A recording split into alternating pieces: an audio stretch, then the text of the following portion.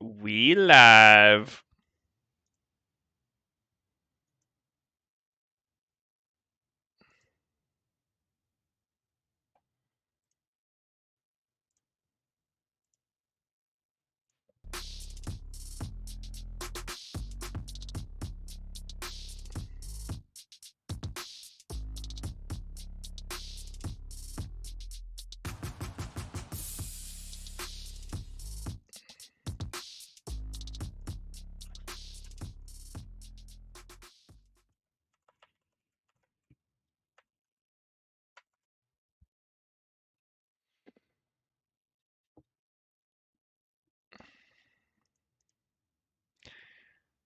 Good morning. Yo, anyone else planning on staying up late for the T1 series last night and then just fucking getting to bed real early? Much like Faker, actually got put to bed right away. Meteos X, thanks for the 5 months.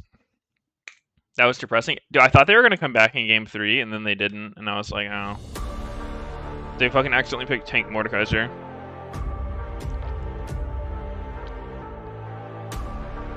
Chills. Chills. I have the biggest chills right now.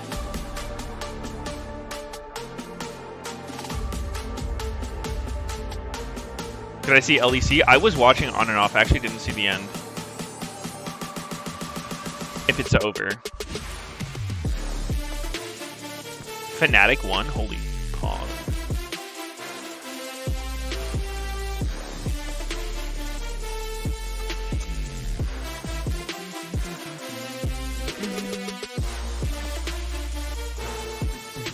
Fnatic reverse swept, really?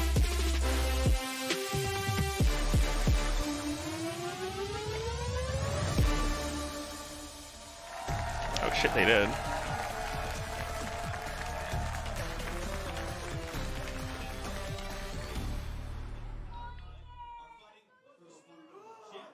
Kind of wild.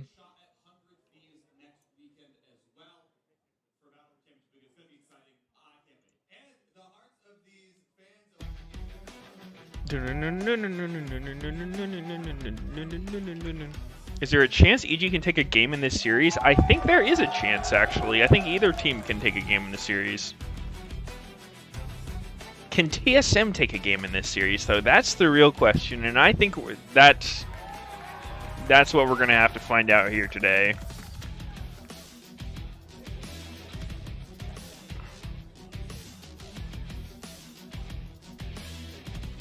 I'm EG 3-1, but everything is either game 5 or 3-0. True. I feel like everything's either 3 games or 5 games or sometimes 4 games. That's my prediction. Nah, I'm the kind of guy who likes to predict after the series is over, so I'm right. Sorry, guys. I gotta play a 3-minute ad before the game starts. I have to run ads because fuck y'all. My fucking stupid ass contract. Because fuck y'all. Give me yo cash. There are ways to circumvent watching ads. Does it involve me using this silly little Twitch Prime button? Yes. Oh, so I can just you're telling me if I just have Amazon Prime, I can just watch your stream without ads.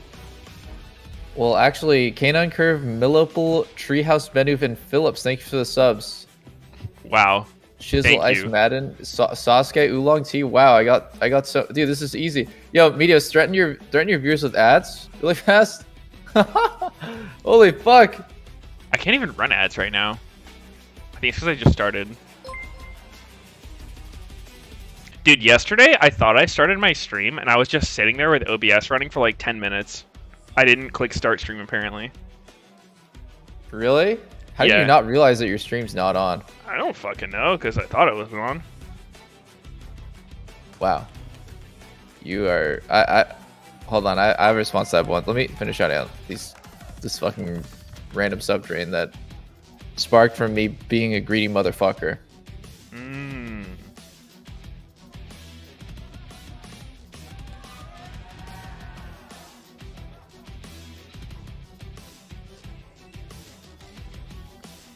Hello. Yo, what's going on, bro? Yo, what's going on, dude? Yo, Sneaky, what's up, man? Yo, what's up, bro? Yumi first pick. That is so quirky. And Pog.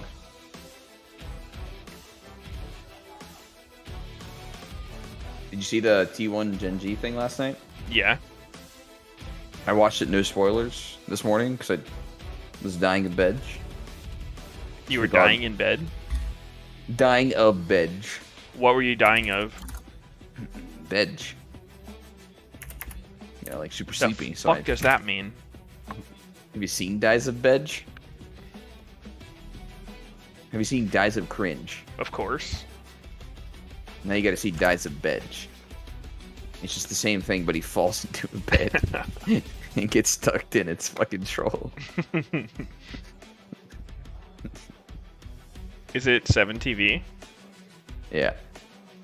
PogChamp, Sisif HPSC, Look it Monkey Chow, Ludovito, thank you for the sub. Descriptions. Dies of Veg. See it? Yeah, It's fucking troll. that's pretty good. I'm adding it. Get tucked in. Dies of Veg. It's a very appropriate emote for Some of the 7TV situations. emotes are so good. What's the origin of Dies of Cringe? Like, what is that animation from? I forget. Oh, okay. Well, that answers that. You dumb motherfucker. Killer Bean movie. There you go. So what happened to Killer Bean in this scene particularly? Is anyone any lore masters for Killer Bean? Looking up what the fuck Killer Bean is anyway.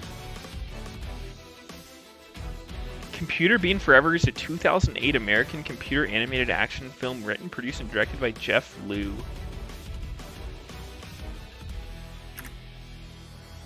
Is he a bean? I actually really want to add an emote. Fuck, I saw it. It's like dead, Budget but it's less like than cooler. a mil. Cooler than Dedge? Yeah. Is it Undedge? No, it's like a cool. It's like a funnier version of Dedge. Yeah, I gotta find it. God damn it. What is Blobber Picker? It's just such an Olaf comp, man. Just lock it in. Oh wait, it's Sedge Jungle? Holy fuck, it's Cavaliers in the Jungle. What the hell?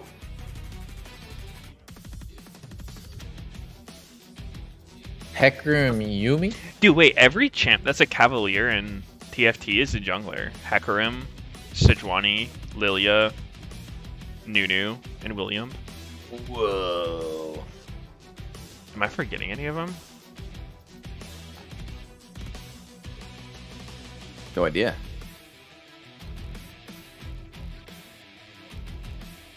This whole time I think cast was running while I was like shouting out subs and you guys were talking and it was just ear cancer for everybody, but I have like such one-track memory I couldn't even realize the casters were on. It's like didn't register in my brain. It's just noise. Yeah, they really are. I actually I grew up in a pretty noisy household, so I kind of like when there's just like random noise in the background. It's like random people talking. You seen the I can just Valorant, drown it like, out. Like it doesn't bug me. co-streams? What's up? I said, have you seen like the Valorant co-streams? They usually watch with casters on. It's not bad. Yeah, I actually learned a lot from the Valorant co-streams. Watched a lot of them. What I'm like, I learned how to I've smoke learned- hookah. Ooh. Every You time I play learned how to Valorant, I smoke just hookah? spam that call out. I'm smoking hookah. I'm smoking Even hookah. there's no hookah. Yeah, that's good. Well, I didn't really particularly learn this part from the Valorant co-streams, but it's mostly that you don't have to always be talking. In fact, like they Wait, they oh, spend wait, the you majority. learned that? Yeah, Majority wait, of the time- wait, are you sure you learned that? Yo, shut the. I fucking. I'm out of here. I'm muted now for the rest of the day. Damn, that was too No, but- good. They probably talk, I would say, 10% of the time. I think for League, people expect us to fill up like 50% of the time, right? Like somewhere around there. But Some of it's the caster thing. Like they listen to it with casters. but So it's they, like they filled just already. they just don't really feel much urgency to really ever talk about the game, which I didn't learn from them, but like it's really interesting. Like for example, there's like 10 people in the call, right? So there's way more people than there is in ours, but the amount that they actually talk, and particularly talk about the game, is like, I mean, it really is just a vibe of like chilling with your homies, and like you get an occasional reaction out of some streamer that you like, right? So You think especially you're with saying Shaq, we should add like 7 more people to the co-stream, and I can just kind of like sit here and not do anything. yeah, like I actually think, well, a long time ago you said like any more than 3 people is uncomfortable for you, which I totally understand. But like, I mean, if there were we're 10 all people trying in to the talk, call, yeah. it's like what it really is like you don't really have to be talking all the time. You know, you can talk once every like few minutes. I don't know. Valorant streams are just so different. Not really, actually. Not in Valorant, at least. Maybe in League it would be, because we have a lot to say. But I don't know. It feels like it's hard to say it without coming off as like kind of rude. But like Valorant co-streams are super low effort. I think that this is like quite a lot of effort. I would say, like coming in with like material to talk about, trying to fucking, I don't know, like at least I like try to think about what I'm going to talk about during the stream beforehand. But Oh yeah. What you got? Yeah, today? I don't know. What's up I on the feel list? like it's the same thing with any regular Discord call, where it's like after a certain number of people, like I feel like some people have to get like side rolled. Because like if everyone's trying to talk past like I don't know like 6 people in a Discord call, it's just like every time someone finishes a statement, like 2-3 people start talking, and it's just a fucking mess. yeah, that's true. Sorry, I need to turn my sub sound off, which I'm I just actually getting don't even so know how to much do. money. Sorry, I can't hear you guys. I really am. That's tough, man. I feel for you. Maybe I should just have the sound like not even on at all. That seems like a good idea. You should have text-to-speech active too to read all. I actually do resubs. have text-to-speech active for donations. on all resubs. Okay, that would be 8. I had that for so long, and then I just realized how much it was interrupting everything I try to fucking say. And I was just like, all right, like I've had it enough. Fuck it. Oh my god! How is a level look at 3 this fight. Sidwani whipping up a level 4 Hecarim? What the fuck am I watching? Dude. Yeah. Nah, it's because Camilla's moving. You said you'd never win that. Oh, what? Yikes. Did anyone see Fudge just try to E into the Orney and just cancel himself? I was watching the fight. I didn't actually see that. Yeah, no, there. What? Orney? It was way after the fight, actually, Sneaky. Oh. Wait, Okay. what? Game time check? 20. 22, 21. 23, 22. 24. I'm like a second ahead of Double Lift and way ahead of Sneaky. All right, I'll catch up to you. I'm at 30, 31. Or wait, it went to 32, 33, Okay. 35. Dude, fuck this timer. Yeah, we're good. Lock this timer. Benjamin's looking at the CS. I'll tell you when he gets it. And no. You got it, you got it. Let's go. Oh, he got it. Jojo got one? Waiting for the impact CS. Ready? And now. Ding, Yep. yep. All right, I turned the sub sound really down.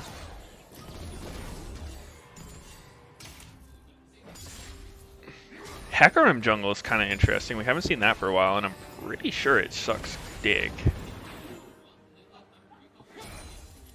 There were a lot of Are jungle you bans. sure as well, about though. that? Yeah. I'm I guess quite we'll sure see, it huh? is le dog shitty. What about Hecarim, Yumi? Nah. Okay. So you're saying EG's gonna lose? Got it. No, I mean, they've got a scaling comp. I don't think either jungler is going to do much of anything this game, except be a warm body to run up and tank some spells. A Schmeatball. I like warm body meatballs on my sandwich.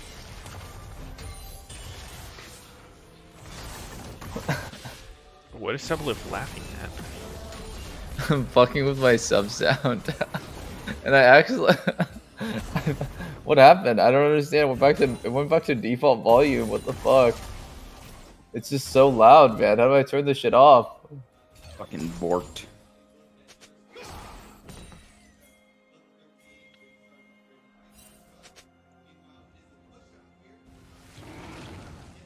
See that Fnatic reverse sweep?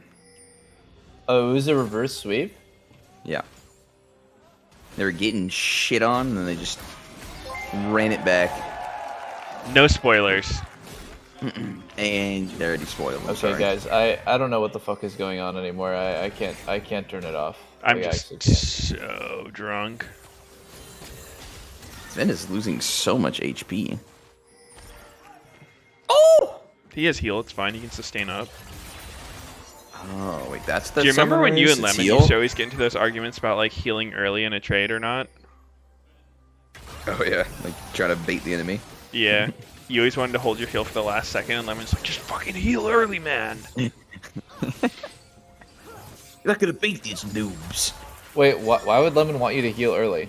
The only reason why you should heal early is if you're gonna get an extra auto or positioning advantage off of it.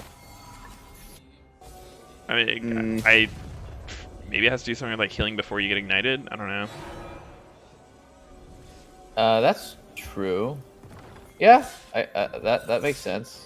I don't really remember what Lemon's reasoning was, but I just remember they had like multiple conversations about it. I vaguely remember him, yeah. Oh? Flashu! Ooh. The fuck you E from Sejuani.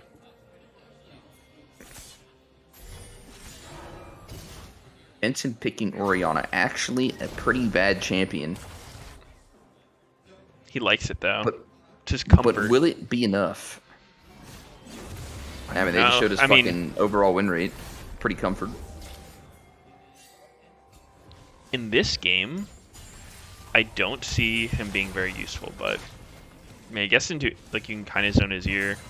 The issue is she just doesn't actually threaten to kill carries like she used to. Like when Orianna is good, it's like, you know, you're completely zoned by the ball because if you get shockwaved, it's probably just gonna one-shot you. Yeah. Yeah. Yeah. I mean, to be fair though, if a carry gets hit by shockwave now, it's still pretty lethal. It's just every champion has so much ability to outplay it, where before it was like, I'm playing Ashe and Vayne, and you're playing Orianna, and if you're good, I can never auto attack. He's dead. Wow, Jensen's just so. I think he's fucking dead here. Yep. Got naked autoed by JoJo for the kill. No soldier. Stabby stab. And he hits Oh him my with the God. thumbs up. He says, "Nice job, is- Jensen." Dude, look at the gold gap on Jensen Really, JoJo. yeah, it's actually massive. Almost 800-ish, 900-ish. I want to point out though that a lot of the old school mids try to make Orianna work. Like Jensen tries to make it work. Perks tried to make it work in playoffs. I don't see Orianna working. I mean, I feel like to your point about like even if you get shockwave, it's still gonna be lethal. Like she actually just doesn't have the numbers right now. Like you have to be significantly ahead for her to actually have like the threat of killing someone. Like even I if she just goes bet in like a team looting setting. Zork boots. Like That was a sick replay. Did you see that? They like flashback a stab on the turret. yeah, that was nice. I was wondering how the turret got chunked right there. You're right. It's not solo. It's not as lethal as like it should be, because Ori should be able to at least close to one shot you or even 100-0 you if you do. But I was thinking in a team fight, right? Like if you get caught by Royalty in a fight, Yeah, I mean, like probably if gonna there's die. follow up, you can die, but like that's true of like Yeah. any CC, right? yeah. It's just in yeah. the past, what has made Ori good is that threat. Oh, this looks really bad for EG. Like they're actually gonna get fucking. Yeah, Impact's gone. Oh, it's actually sub gap. Yeah. Holy Actually, shit. sub gap. So that makes a Damn. huge Okay. difference. Wow. Perhaps EG bit off more than they could chew. Didn't expect Look, what Sven. is that Lulu skin? What is this recall? Is that new? You seen that before? No, haven't. Like summon fucking trees. Never seen it. Wait, sorry, whose was it? Lulu. Oh, nah, I didn't notice. So the C9 gets the Herald as well. Let's see that again. Here we go. They should know that Lulu is here. She should have shown at some point. I think they were leading just up to planning this. on like one-shotting Fudge. But then they The remember amount they of- have a fucking Sejuani. Or sorry, Hecarim. Wow. He's just actual bad champ. Oh my god. Zira has no ult here. Azir has no ulti, but even if he did, does it change anything? It doesn't look like he has damage to kill anyone, even with the shuffle. If I make him. I get think out, I think right? if Lulu's not there and he has ult, maybe that could be something. Just to But yeah, me- like that's just not Yeah. the case at all. Yeah. That's when like unthinking commitment. I was talking to Palafox about this, that like he thought JoJo was like really good, and I think he's really good too. Actually, I saw some comments in my chat saying JoJo's so overrated, and it's like, no, I think he's really fucking good. But I think you can't really rate how great someone truly is until you take away the teammates that are like causing great things to happen. In his case, he's playing with Inspired, who like almost never picks a bad fight. This is a pretty bad time to say that since he just picked a really bad fight. But Palafox thinks that like JoJo is really particularly good because he just like plays every fight really well mechanically with no hesitation. And it's like, well, if you're in your entire career since pretty much the very beginning, right? You're playing with Inspired, who only picks good fights. Let's just say like 80-90% of the fights that he chooses is good. It's pretty easy to have no hesitation. But like, let's see what happens if he played with a mid or low tier jungler, right? Like just like an average jungler. And then we'll finally see how his decision making is. Like in this case, it's pretty much the same thing. He just had no hesitation to go all in, even if it like looked pretty much like shit. So that's when having like zero hesitation is actually a bad thing. So, what was your point about it? I guess my point is that I don't think like being really fast to go all in on a fight is a good thing, but like Palafox thought it was. He I thought mean, that it it was like is. really good that JoJo immediately follows up on every play for his team, and like that's like an admirable trait. And it's like, well, Oh. it's a snowball effect, right? Like his team only picks good fights. I was telling Palafox like, you probably have to second guess every single time. Like you have to think for a sec, is this a good all-in timing before you like commit yourself to it? JoJo doesn't have to do that because Vulcan and Inspired and an Impact are three players that almost never pick a losing fight. Yeah, I mean, it's like a trust thing that you would build with your team. Like, you Yeah. know that they take good fights, so you'll just follow up. Like, you don't really have to think about mean, it. Like, you're just there. During spring though, like EG wasn't super dominant for most of the split, right? Like No. EG was like 50-50 record up until playoffs, Yeah, and they kind of just that's like turned true. it on. That's Like there's true. definitely been instances of EG losing. So, but I mean, I agree with you that like, I think before rating players like JoJo and Danny, like obviously they're good, but as far as how good they are, I think it does take more time and like, you know, seeing them with other players as well. Yeah. I think it's really just all about how they fit together, because if Inspired and Vulcan, these players who seem to engage really well, played with I don't know, just like a more experienced AD carry, but someone who kind of like has a tendency to like have to evaluate, you know, someone who's been on a bunch of shitty teams. I don't really even, I was gonna say like Stixay because he's played for a really long time, but I feel like Stixay is actually pretty aggressive and fast. But it's good that they're playing with someone who just will blindly trust them and figure out if their plays and calls will work or not. But on the flip side, like, I think most of the credit should be given to the people who are like kind of leading the team. So I agree with you. I think Danny and JoJo, it's like hard to rate until we see them with different teammates, but I still think they're the best. It's like I don't feel like they're super overrated by anybody. Yeah, one thing I've always looked to is like, a player who's had a long career and whatnot. Like, a lot of times I feel like you can kind of tell how good a player is by like how the players who play with them look, right? Like, if there's a player who like their teammates always look like shit, I think there's a good chance that like what they're doing is not helping their team. It's like making their teammates have harder times. But then there's other players who it's like, they're not greedy. They like enable their team really well. The teammates like feel comfortable around them, that kind of thing. And then like, I think that's really respectable. Yeah. Respect. Respect.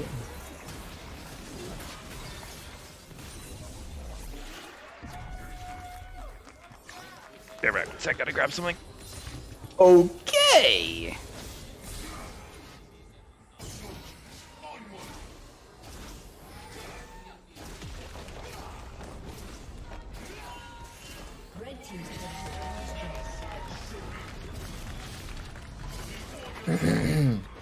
Red team's turret has been destroyed. What the fuck?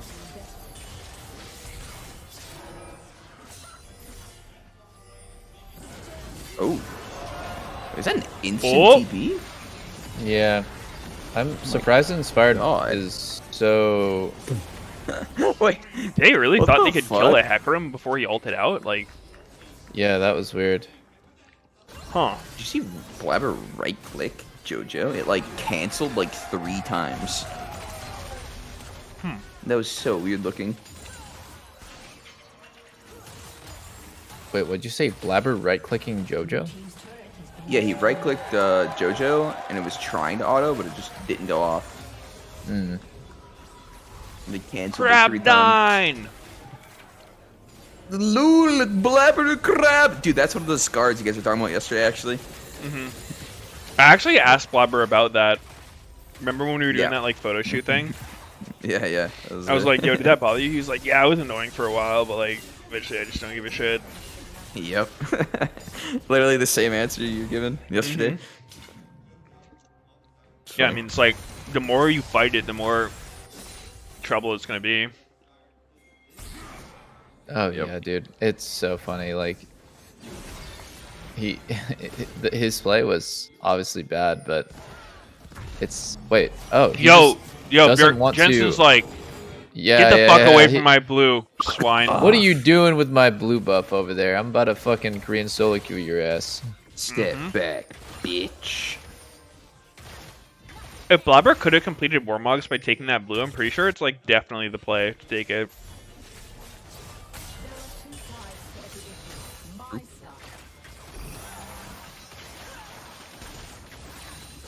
Unless you respect your mid laner, of course, then you never take it. Right. Do you respect your mid laner? I respect whatever the best play is for the team. I don't think it has to be an emotional decision, Sneaky. What if your mid laner is emotional? Then sucks. Unlucky.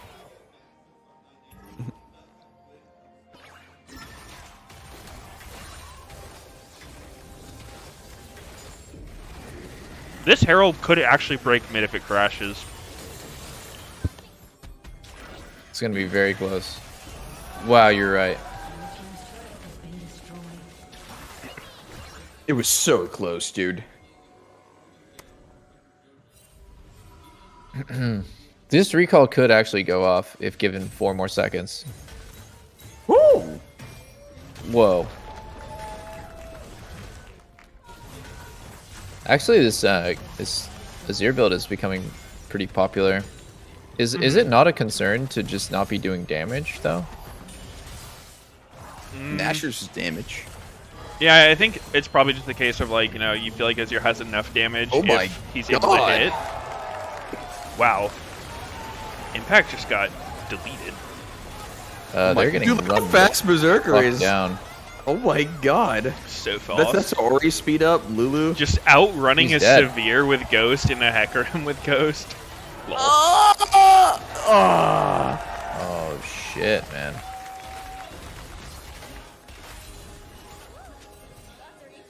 Flash Ghost 80 carries with enchanters just going fucking Dragon Ball Z on each other. Double enchanters. really, really fun. Actually, Berserker technically has 2 Enchanter speed ups. He's just the fastest man alive. Technically. Oriana the Enchanter. Facts. Yeah, I mean, you said Zillion was an Enchanter. He is. He actually is. Zillion is more. Actually, they're pretty equal, honestly. If Zillion's an Enchanter, then Ori's an Enchanter, bro. No. I guess Zillion's ult doesn't do damage. Neither does Ori's. You're an idiot. True. That was a really fast TP by Fudge there. I like that. Instantly kills and it's just like, alright, yo, I still have timer for the double kill. Fudge is shitting on Impact this game pretty hard. I feel like C9's comp is, despite Oriana not being great, like, the comp is pretty clever. Sedge Jungle became pretty popular in LCK, but I keep seeing it in really shit team comps where it's like Sedge Jungle with Ornn top. And it's like, what the fuck? Is that... Dude, no honestly, way, that's real, right? The current 80 carry meta is really reminding me of Season 7 with like Arden Sensor and shit. Mm-hmm. Yeah, like, just look at Jungle. crazy hyper carry. Like you just become turds in the other roles. Yeah, look at Jungle and top as well.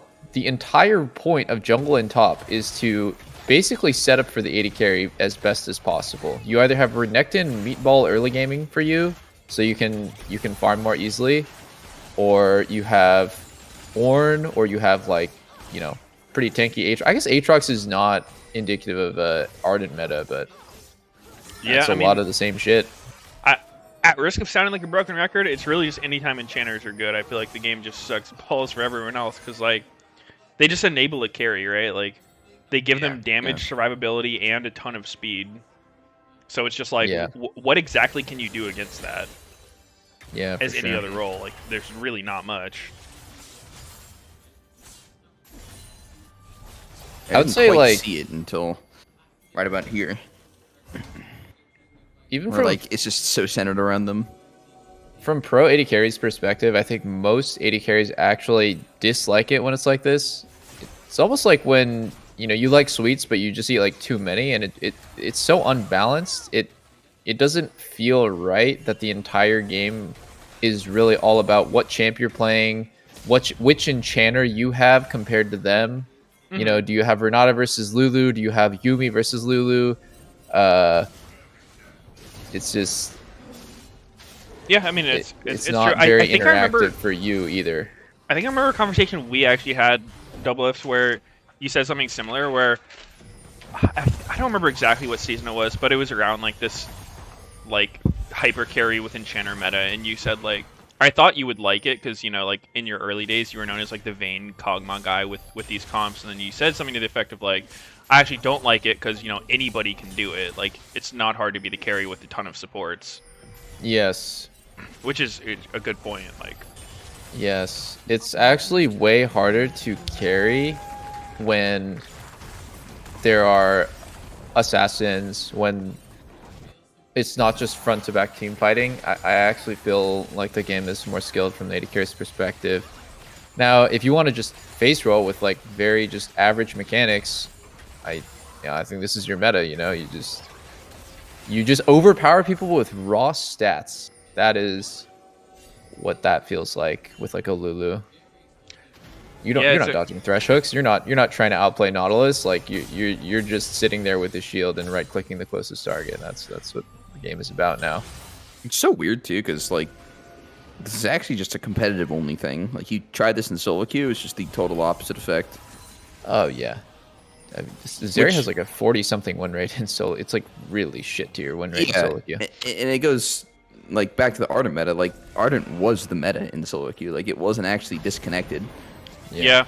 I would say part of that too is like, I think in solo queue the like split of resources throughout a team can be a lot different looking, whereas competitive it's like almost always a similar trend of like, you know, everyone gets their first item around the same time, but then like the jungler stops being a champion, laners start taking camps and just getting hyper accelerated. Yeah. Where like in competitive you're never really worried about like your top laner just inting 12 kills and dealing with like somebody one-shotting you repeatedly. Yeah, that's true. Or I like a, to a, dr- see like a blue king coming junglers out go with crazy. like 20 kills Yeah. and a Prowler Claw. Legit. The junglers just don't get enough gold from the random kills in competitive. I And that's would why they look like absolutely this. love them like next season to just like try to make it like every role has more balanced opportunity to get resources. How do you do that? Just make it so laners like can't just take camps all the time. Like make it actually hard if you're not the jungler to get camps. Do you think that junglers are the most oppressed class of humans in the world? Right. They should. Do you think Add that's a the only scholarship factor, for- like for because it's junglers. removing from the jungle? I mean, yeah, it wasn't a thing in the past, and we didn't have this kind of like disparity grow because it's literally like you're just getting double the resources, right? It's like there's only a certain amount of resources available for each team to farm, and when like one person is taking multiple people's sources, it'd be like if you were just farming two lanes, like you could just farm mid and farm top at the same time, kind of thing. Yeah, I mean, I don't even know why laners should farm the minions in lane. I think that should be for the jungler. Sure. yeah. Stop being mean, Douglas, junglers. Adding a lot to this conversation. Great insight. Sorry. Just puking I'm out sorry. shitposts. I'm sorry. I'm sorry. I'm completely griefing you right now. It's not. I'm just telling you, man. I woke up this morning. I had to let my maid in at 9 a.m. and I was hungover as fuck, man. I don't know what's going on right now. Oh, dude, I saw that tweet. You were watching LCK at the club. That shit was so funny. Oh Fucking shit. based, bro. We're getting a big fight here. The first one of the game? Actually, no, second. There's the fight at Herald. Wow, they just pulled off. I cannot see a world where C9 doesn't just curb stomp them in team fights. Like the game has become so stat checky. Here we go.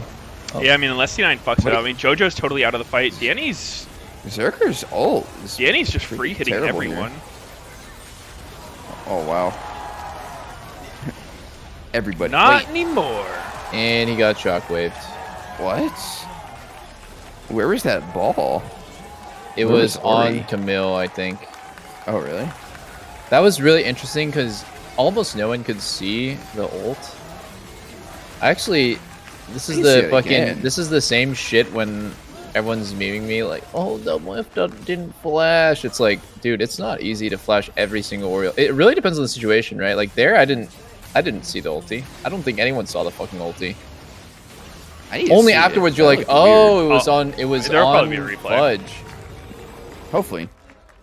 Yeah, I mean, Ori's ult is like the most flashable state it's ever been in because they actually it's- changed the visuals. dude, when No, they it first is, changed it it, is. that shit was confusing the fuck out of me. It just looked like a really big W. I was like, what the hell is going on? Yeah. Yeah. Alright. I'm watching him from I'm Danny's watching POV. Danny. He has vision in the banana and the try and Baron Oh, fit, so dude. he can see everything. He almost killed Lulu. Jesus. Yeah, I mean, He he did was so getting a much lot damage. of damage off in this fight. God, that's. Oh, what? Dude, Wait, it's not on so Fudge, right? subtle. It was I- kind of subtle. Like, I'll give him that. I didn't Wait, totally wait, wait. notice I'm it. gonna go back one more time actually, and then I'll catch Same. up to you guys. Fuck. It was hard Is to it the see. skin? What? Yeah, I think this skin might actually be a little OP. I keep watching it and I still like have a hard time seeing it. Dude, I feel like there was Oh, that something skin. else that was like really dark on the ground before it. Like, Yeah. it's the Azir soldier spawning. It's like a dark. There's like a shadow on the ground, and then the ball is another little shadow on the ground. It wasn't on Camille, guys. He moved it from his initial Q. Like it's just so hard to see. It's so yeah, that fucking one hard was to pretty see hard that. to see. It's not a remake, guys. It's not like he couldn't flash it, but like it's also not I a don't think it's guarantee. reasonable to expect him to flash Oh. that. What? We were watching with full hindsight, looking for the ulti, and it's hard to fucking see. Mhm. Yeah. No. I feel like a lot The of one time, like, that's really- the sound helps with that kind of thing too in game. Like you can hear With it. so maybe Darkstar is a little bit broken because the Darkstar one has this like very bassy, deep sound to it. It's pretty hard to hear. Mm. Yeah, it sounds like a black hole or whatever. You know, it's supposed to be like kind of thematic. Cosmic. And also the visual is not clear at all. Oh, JoJo getting blasted. Why did Inspired just go in there? I mean, yeah, the he game had is to over. is the thing. I mean, this the game game is is so done. They picked Hecarim. They weren't trying to win. No, I do think so much of this game just came down to that Herald fight, right? Like giving away Herald and 3 kills early in a game where you're both playing to a similar win condition of like a front to back team fight style thing. Is gonna be pretty rough. Yeah. I was like, Yeah, dude, Impact got Hecarim is straight just shit on for not, his it's blind not a one good pick. champion. Like maybe Inspired's just getting fed as fuck on him, so he's like getting a wrong read. But like, Hecarim is actually so weak right now. I think it could be a good pick with Yumi against Orianna. Like I think those interactions are good for him, good against Ori, because he can kind of ignore her ulti, and she's easy to zone. I don't know. I just think top matchup looked miserable, right? Impact made a mistake at Herald, like you said, and then he got dove, and then he just got repeatedly fucked up. Like he got solo killed for getting top turret. He was pretty much a non-factor ever since his first mistake. Yeah, and I mean, I think it's like I'm sure some of it was misplay, some of it's matchup, right? Like when you fall behind a Camille with Ignite, like good fucking luck. Yeah. If you're anywhere on her screen, she's getting on you and killing you. But yeah, I mean, well played by C9. It's so funny when I look at EG through this lens of like Inspired basically is the guy pulling the strings, and like you can even Puppet see it right. master. No, you can even literally see it right there. Like everyone is kind of deferring to him and talking to him immediately after the game, and he's just He's talking. he is so valuable as a player. I would not be surprised if he got 10 fucking massive offers from literally every single LC story after the split, just because of his reputation alone. And obviously his play, amazing. He's MVP. All right, I think he will be. Who else is in contention? MVP. Just Pearson, I think. But Really? It would be Bjergsen. completely Yeah. ridiculous if Pearson won it over Yeah, Inspired. there's no shot he's getting that. Yeah. It's because Oh, Inspired. it was that someday. interview. My bad. It was someday. Oh, Inspired Sunday? was like, yeah, What- Bjergsen's been playing really well, but he's not getting any credit. Yeah. Ooh, It's another gotta be day, another Inspired, though. sneaky Meteos forgetting to submit their predictions. Let's go. I'm not forgetting. I like making my predictions after I've seen the games. Like, what? Why would I predict before I know what's going to happen? That would give me a chance to look wrong. And I don't do that. I'm always right. You know what? You're right. That's a smart way to do it. You only can look good.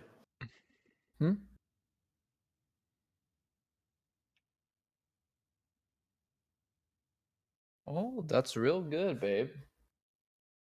Thank you. Meteos is such a hot babe. Meteos is kind of He a just is a hot turbo babe. babe. Do you guys like going to the club? Nope. Nope.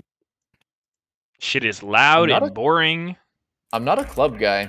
That's why I was watching LCK. But I wasn't watching the whole time, obviously. I was waiting for the fucking main show to come on, you know. Oh, of course. What was the main show? Madion. But I realized Oh. I'm not a club guy either. Yeah, I mean, like, I Bring your laptop. I to the can club see next how some time. people like it, I guess, but it's definitely not for me. I like karaoke though. Like, I'll go out for karaoke. Oh, That dude, shit I is would super fucking fun. I would pay money to hear you doing karaoke. Oh yeah, dude, I go hard. I go pretty hard if I'm wasted. Oh yeah, I mean, I have to be blackout drunk, but I will go hard. That's just funny. Sneaky, when did you go to the club?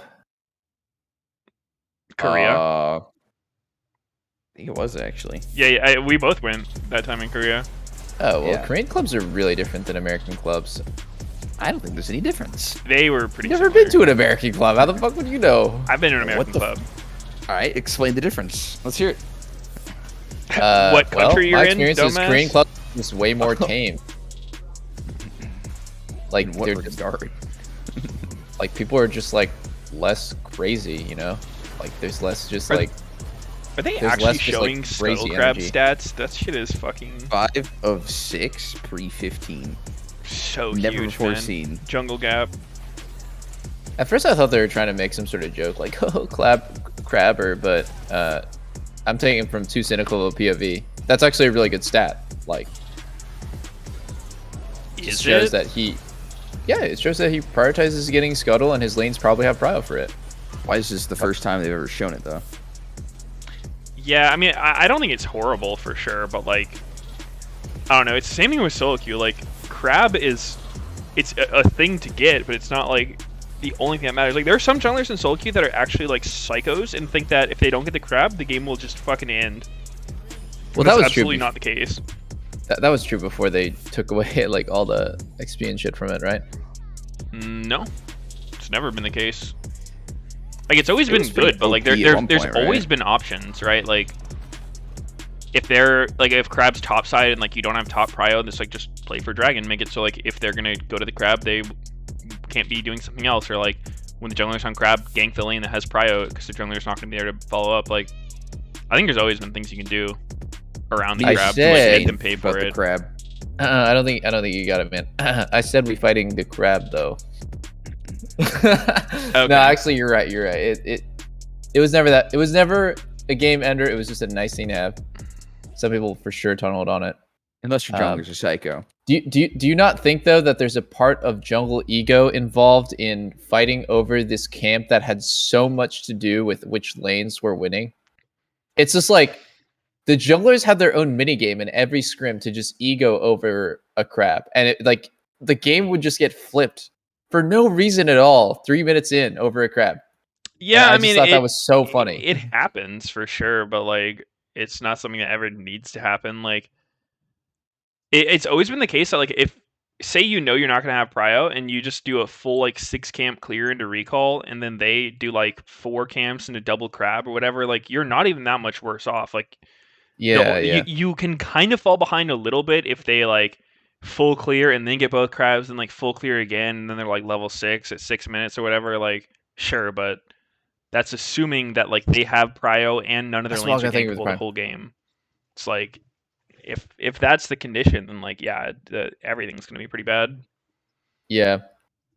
Crab definitely felt a lot of times too, kind of like you said, like not necessarily by itself good, but because of the situation that you're put in when you're taking it, it was like very nice because like you're generally there because a lane has prio or has fighting power advantage, like early game advantage. So you're just naturally in the river doing something productive for yourself, right next to the lanes that like could use you the best for either a dive or uh, a gank. You know, it's just positioning that you're in on the map, like as you're doing the crab, felt really good. Yeah, So, yeah. Like, I think the vision and the move speed for like rotating between lanes around crab does have value for sure. And I think Mm. also like it depends on what champs are viable, because like there are some champs that like, can just go over walls and like you can actually get baited by the crab vision, but then there are other champs who can't really do that, and the crab is like a pretty good deterrent for them actually like taking that path. yeah. Jojo looks pissed. I don't think anyone's happy after losing, but everyone seems totally fine, you know? It's like Sven looks just as pissed as Jojo does after Sven is. everyone's just I don't think I've serious, ever man. seen Sven not pissed. I think that's his default state of He just being. won the game. Why is he mad? Yeah. It's just he likes being mad. What's wrong with that? I think you just have to compare, like people saying like someone looks pissed or whatever, like you have to compare them to the control group, like to the standard, what do they look like just normally, and like I think you do look Yeah, totally I mean, fine. I was also mostly memeing when I said Jojo looks pissed. He looked Yeah. pretty normal. Oh, I see. Yeah, I still remember I had this interaction with Sven at the after party of that one where he got like skarnered in game 5. And Oh. you remember that? I went up to him and like he was just kind of like sitting alone drinking, and I was just like trying to make conversation. I was like, "How's it going?" And he just like legit yells. He's like, "Fuck!" I was like, "Understandable." It was Understandable, actually have a nice so day. funny. Fuck! I remember you telling me that actually. Yeah. It's pretty good. Here comes No, the engage. no, no, Dixie no. again. Arcane shifts out, but Rush comes in. Oh my God! This Is isn't a that game anymore. C9 Rush? Could you ever What miss the- a steal shot? And now he's on to Huhi. Oh, but he trades Rush it don't Why the fuck are we miss. seeing a Rush Huhi's out of montage? mana. He Because won they're it probably all. gonna ask Rush what he thinks about this game. Your 2015 North American Summer Split MVP. It's the where's the Rush? I like Rush. Fine boy. PV man. Oh wait, yeah. dang, see? where are they now about Rush? After leaving LCS, as many people know, I'm a Korean, and Korean guys, males, need to serve for mandatory military service. So I have been doing my mandatory military love service Rush. for 18 months, and after that, I started my streaming career again. And as you know, I'm a streamer now. I actually didn't really play League of Legends much while serving for military service, because like Korean military army base is pretty strict and you can't really have your freedom. So I was away from League of Legends. But right now I started League of Legends again. aren't allowed to but make I'm slowly money. getting my skills back, and I wanna be a player that people can easily look up to. Even if I don't play as a pro, maybe I can help people to be like improving. Maybe I can coach people, something like that. That's my plan for now, but it can be changed. So You my just favorite fucked memory Sneaky. for Damn, LCS you just fucked you is up. the time I've awarded for MVP. It was like so fulfilling, like people recognizing me, and it felt like before being pro and before getting MVP, I was just like a random one of the good player. But after getting the rework, it means that I'm kind of like proved. He's just a random smooch. That's what they Does he ended. still? I Does am- he still stream? Yeah, he streams Yeah. at night. He starts 9 p.m. Oh wow. I fucking love watching Rush's stream. It's so funny. I mean, he It's actually recently got banger. back from military, like 2 months ago or something. I see. No, yeah, I was watching him too. It's pretty banger. Does He's he a still fun- he's a stream? really I funny was guy. watching him. Well, Which no, one is it, sorry. Mr. Lift? I was watching him like a few weeks ago. I didn't know that he kept it going. I'm checking his hours Ah. now. He streams 58 hours in the last month. Really? It's less than I thought he would. I heard he was like sick, and he's actually been getting like the Tyler 1 treatment in solo queue, where like people are fucking betting on his games and like win trading hardcore. That sucks. That really sucks. Like he will periodically go and like show people's match history who literally only queue up to snipe him and either int on his Oh. team or like Oh my try God. really hard against him. And like Oh my god. I That's actually feel so fucked. bad for him. Like he's been handling it way better than I would. I would be fucking losing my mind, and he's just like still kind of joking around about it after like months of this happening. It's bizarre. Well, I think Rush is one of the commendable traits is, you know, he doesn't take himself too seriously, you know. He knows how to be a clown. Yeah, he's fucking Dude, hilarious. Isn't the Fucking win funny. trading shit like way more popular than we think it is, too? Yeah. I think for like the big creators like T1 and Rush and stuff, like they actually do get win traded against. Like Faker probably deals with that shit more than anyone. Dude, and that's fucking- like that's actually fucking like torture. When you're trying to just like improve at the game and you're literally just getting griefed repeatedly, and there's nothing you can do about it. Like that's awful. Having your time intentionally wasted feels good, man. Had some dude in my game who like went to a Chinese betting Discord while we were in game to figure out if our game was getting betted on, and like found the chat log of like two people talking about our game and then sent it to me on Twitter.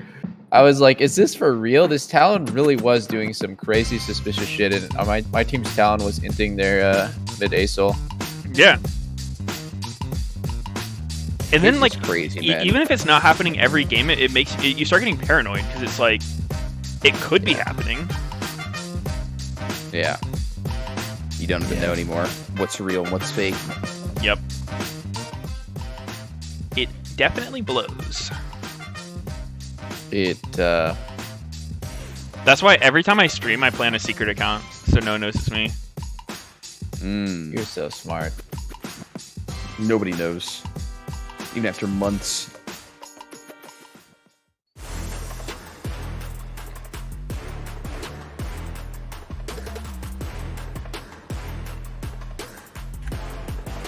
Bam, bam, bam.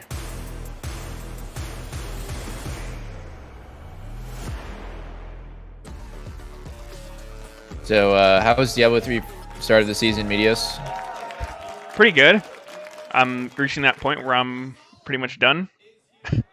I mean, dude, that's literally the nice thing about D3 is like, oh my god. What? That's not a nice thing. no, it is. stop. Like, it's literally, it's not meant to consume your life. It's just like, I don't know, 20 hours of like gearing up your character, trying out a new build in the season, trying the new seasonal thing, and then you're done. It's been less than a day since the season started, Meteos. You are drinking the fucking Your Kool-Aid, sense of brother. time is off. How many days has it been since the? It starts since you started Friday, the 5 p.m. Oh, okay. So I played it for like 2 days. I have my full bis for like Rathma, Army of the Dead Necro, and pushed up to like whatever Greater Rift, and now there's not much to do. It has diminishing There we returns, go. so I'm just I chilling. actually went to go see a movie and it was over in like 25 minutes. It was actually a good thing. You guys are whack, dude. It's literally it's meant to be like a sprint game. It's not meant to consume your life. It's good. Nah, not for this type of game. Yeah, it is. I feel like, I mean, I you feel can like keep grinding if you want. Like, you can get like the farm for ancient legendaries and like re-roll your shit and like upgrade them all with your 125 gems. But like, I don't know. I mean, you don't have to. You know Just what I wait till love you get about bored. RPGs though, like that goes back to fucking like WoW and even like RuneScape, even though I didn't play. It's a sense of like the crazy magnitude of progression that you can do. That's why I really like New World, because Yeah, after like my 30th tower of skeletons that I did, I was like, I am progressing at light speed. Like every time I get that chest at the top of the tower, I am just dopamine through the fucking roof. it was not executed well, but I do think that the system was cool, that you could progress in so many different ways. Like you could get richer, you could improve your gear, you can improve your skills. Your Yeah, there was like professions at or least whatever, 8 different types of mobs you could farm too. It was like so cool. Yeah, it was fucking sick. No, okay. The game was clearly unfinished, especially the end game was total dog shit. But I really, I really respect a fuck. game that tries to just shower you with lots of different options, I guess. In Yeah, RPG, I mean, you know, I'm progression memeing it a elements bit, are but like important. honestly, for a game that's made by Jeff Bezos after taking one Python class, it's pretty good. That's true. He wanted to crack at it himself. Holy shit! Shots after shots after shots. No, I mean, dude, you're totally right. But like someday, man, I'm telling you, I'm gonna be like 60. I'm gonna get some crazy ass billionaire to help fund this. But like, You're gonna be I that wanna try crazy to ass make a game. billionaire. yeah. I want to make my crack at like New Worlds, PoE, WoW, but like not with the shit parts and just the good parts. Yeah, I'd love No to go into shit game parts. design after I'm done with like the whole gamer thing. I think it'd be so fun. Yeah, it would be sick. Oh, show. One thing I really hated about New World that I thought would be really cool is like, oh, player run towns. Whoa, player run towns. That's so cool, right? Like somebody a guild gets to own the main cities. Ended up just being a sense of like the rich get richer, the people who exploit or like basically just strong arm shit early get more and more power. It's so fucking lame. And then you see that like one day of owning that town made the like guildmaster 50 times richer than you'll ever see in your entire life, and you're like, this is just not fair, man. Of course Amazon would come up with this idea. It's like real world, the game. It's too realistic. That is hard to execute. I don't really understand how you even do that. Yeah, I like Like the PvP. correctly. The PvP was awesome. Like in the beginning, at least. First war I went to was like, holy fuck, this is so sick. But then, I'm like, what the fuck? I just like signed up to go fight for some guild to take over, and now they get money. What do I get? They have to be in the guild or no? Yeah, or like you had to be in the you don't. faction Yeah. to be Yeah, just the get faction. bonuses, but like it was Yeah. Yeah, anytime there's stuff like that, I feel like it is really hard to actually execute on, like to make it feel good for everyone. Dude, guess how many people are playing New World right now? 0. Sneaky? 1500. Meteos? 0. Okay, 22K. That's not bad, right? I thought it would be way less. That's Yeah, not I bad. thought That's, it'd be none. that's pretty shit for an MMO, but it's like, I'm surprised. 22K. Yeah, it's higher. Higher than I thought it'd be 5. Oh, 1500. I mean, it could be bots, but I mean, like- isn't the game paid to play? So, no, probably not bots. Going back to the whole D3 thing though, is like I feel like D3 works really well as a side game. Like it's not trying to be PoE where it's like, you know, just like life consuming and like you get to feel super elitist and like you're into all this like gatekeepy technology. Yeah. I think you can enjoy Diablo 3, but I just don't think like your perspective on why you enjoy it is a good thing. Why? What's wrong with that? It's just like it brings everyone together for like a few days and you have fun and then you fuck off till next season. Yeah, but it doesn't have to be that way. Like there's so much more potential is the thing. I guess, but like I don't know. I feel like if there's too much shit that's like gonna like need your time, then people will be less likely to want to get into it if it feels like but it's a huge yeah. commitment. But Agree. it's more about the fun. Like It's super if you're fun. having fun, yeah, like if you have fun playing that type of game, why should it end at like 20 hours? Not even. Well, I mean, it's it doesn't because have to. it You wasn't could made. keep playing it. No, It but wasn't like, you made can't great. with Diablo. Like there is no like continual chase. Like the chase is just like dog shit minimal upgrades and very fucking tiny build diversity. Well, I mean, I feel like Diablo 3 has more build diversity than PoE right now. There's like 20 viable builds. But Yeah, I mean, there's I don't point know still enough about stands, PoE like, late game to set- compare it, sets. but they are like very attached to each class set. But I will say Diablo lacks depth and PoE lacks any sort of appreciation for like a new player experience and being I mean, that being one's awful. any level of like casual friendly of being accessible. The fact that you have to like download 5 different programs just to start playing the game, trading and like planning your builds, then watch like YouTube guides, and it's just too much, man. The fucking game is like half the time it's a spreadsheet or a random app that you have open. So I think there's like elements of both games that are really sick. I don't know. I can't believe that these developers, by the way, how do they not just like see it? Like they don't get it. Like they don't agree. They just would rather do it like their way. Because like I think in both instances, like Blizzard and GGG, the developers of PoE, like they could change it if they wanted to. They just don't want to. yeah, I mean, I think part of it is like a game like PoE is I think most of their player base is not new players, right? Like every once in a while they'll have new players who are mostly like brought in from existing players who are teaching them, so they don't feel the need to like you put resources toward the new player experience, and then they just like, you know, they cater to the players who've been playing and like want to keep giving them new stuff. Yeah, they could definitely extremely improve upon the new player experience. It's rough. I think they're trying to on PV2. Yeah, I mean, I think it's just like I don't think every game needs to be a game that like you can just sink your whole life into, but like if you do really enjoy D3, I think that like you can sink a lot of time into it. It's just you don't need to.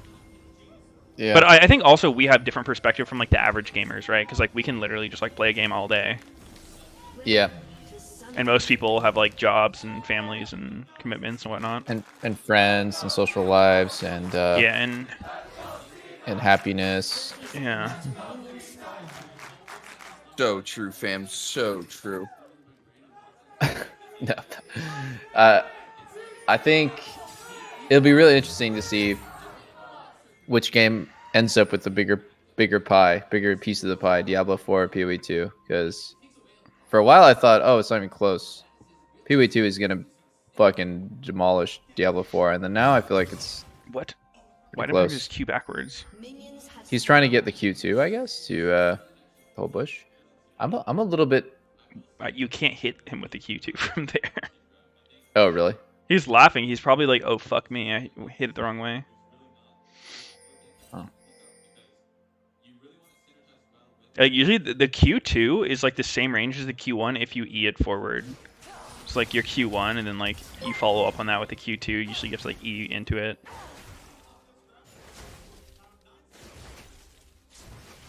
Thank you very much. I am here with Max Holder. Max, I've heard that scrims have been going pretty well for Cloud9. What? You have to tell me if that's true or not, but how are you feeling with the team in preparation for the week?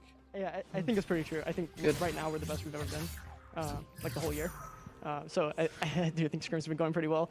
I like how we're playing. I think we're doing really well. Yeah, certainly reflects. Obviously about this game though, especially for Fudge in the top lane. Obviously Camille last game, Fiora this game. Yeah. Is you just giving him more agency? What's happening here with these a bit more aggressive counter picks? But yeah, it's really important that like when Impact's blinding a tank that we're able to get a counter pick. That's Yo, that's Sven making just and convincing thumbs the up game. Berserker missing If a you pick, like, CS. Camille against Orin and it's actually winning, it's beating him in side lane. So it's really important. It sets a tone. You're not just gonna blind pick a tank. Yeah. We're getting a counter pick out. All right, so far so good. Oh, yeah. yeah, you have more? Similar stuff happening in the Yeah. bot lane where there's When a the lot of Adderall bot lane kicks games in coming in out. the middle of an There's a lot interview. pinches happening. We beat their Union in game 1. So now obviously they ran it back. We're gonna see. We're probably gonna beat it again. Yeah, all right. Seems like it. Max seems like things are going well. Are they, Max, I fan feel like they're of being Max. told to All like right, hurry it Firefox. up or something. Like every interview yeah. feels like they're on a fucking like timer. Yeah. Like they have Well- a fucking gun held to their head right behind the camera.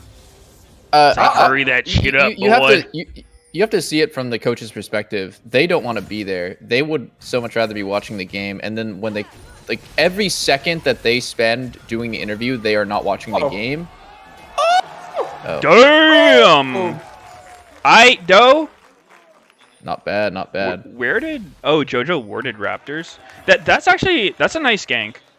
So obviously like Jojo died to it, but given the info Jojo had, right? Like he saw Wukong, he knows he did his full red side clear, and then he's going topside, but you would assume he's doing topside camps. But Blabber just skipped all of them and then ganked from topside. Yeah. So it was probably like a wave earlier than he expected it would come. So that was a nice gank by Blabber.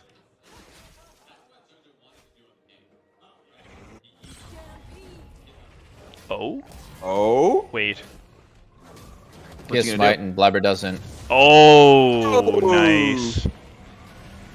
Does he win that if he starts beating it? Starts Probably doesn't not. No, Push. no, not at all. You get your ass whooped up. Oh, okay. Wait, Blabber's smite is up faster than Inspired's here. How did that happen? I don't understand. Does Cosmic. that mean Inspired sat on his first smite that whole time? Nope. Cosmic Insight. Oh, it makes that big of a difference. Wow. Yeah, it's pretty big. Wow, it looks That's like- fucking it's whole a- 20, 30 seconds difference. Yeah, I mean, like, a pretty common play you can do as jungle is, like, if you know you have Cosmic and they don't, like, you can get level 3 and then invade them, and, like, your second smite will be up before theirs, so, like, they have no chance of getting the camp. That's a pretty common thing wow. people will do. That's But pretty this cool. one was slightly different. It's like, Inspire just held his second smite, and Blabber used it. Like, you can press tab and then see how many charges the jungle item they have to know if it's up or not. 5 head. Yeah, it's pretty normal, actually, not too 5-head. It's pretty smart, Meteos. Yeah, it's pretty Where'd you standard learn that? stuff. Oh, just playing the game. Ever heard of it, Sneaky? Well, I don't really play jungle, so that's pretty interesting to me. Oh. I'm glad you could help me learn something new, man. Just not interested to see how the other side lives, I guess.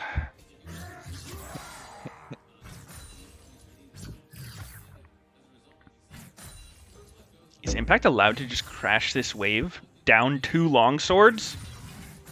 Actually, a legal maneuver. Huh. So is this good for Fudge? Like, this is this part of laning that's always weird to me. Like, if I was the Fiora and I was in that situation, I feel like I would, like, overcommit to try to not let him crash the wave. Maybe that's just, like, not necessary. Because doesn't Impact just have a better base now? Well, Fudge doesn't want to come back to lane, immediately take a chunk while Impact gets to I guess in your case, you think that Fudge could actually stop Impact from getting the wave in. I think a giant minion wave is always worth more than a couple long swords. Uh-huh. Yeah, I mean, it's just the idea of, like, Fudge recalled to get the long swords, and then he came back before Impact got the crash, but then he just, like, lets Impact get the crash. I don't know. Yeah. That's always the part of laning that's a little fucking lost on me. Wave was massive. Yeah. What, Danny? No, that's not a Oh? real play. Oh? That's not a real play. Uh-oh. Is he dead? He's probably dead. He's waiting to Oh, flash the What the Q. fuck? Yeah. Yeah. very well Nice. played. Damn. Oh, double kill! Boom! Jojo is here. That's Zerk is dead. probably Berserker? Wait. He can maybe get the execute. Is he gonna flash for it? No. He still gets the XP though. Wow, Vulcan Oh. gets it. Jensen's not happy. That's pretty decent. I'm Well, surprised. Danny Just did walks his back, gets two. Danny did his signature move of running it down in lane. This actually made them win playoffs last time. He was playing Jinx like a bunch of games in a row, and he was just getting fisted at level 2. Yep. Yep.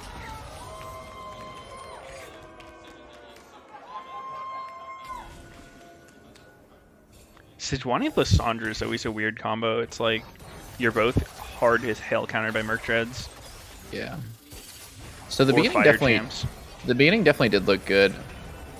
For I like the way Berserker played this a lot. It's like if he flashes now, right, he tanks the guaranteed Q. He has so much time to just wait. I mean, it wouldn't have been close either way, but like I mean, it was a Still nice very- flash. He didn't even have vision on Ezreal starting the Q, so it was like total reactionary on seeing the projectile. yeah, real nice.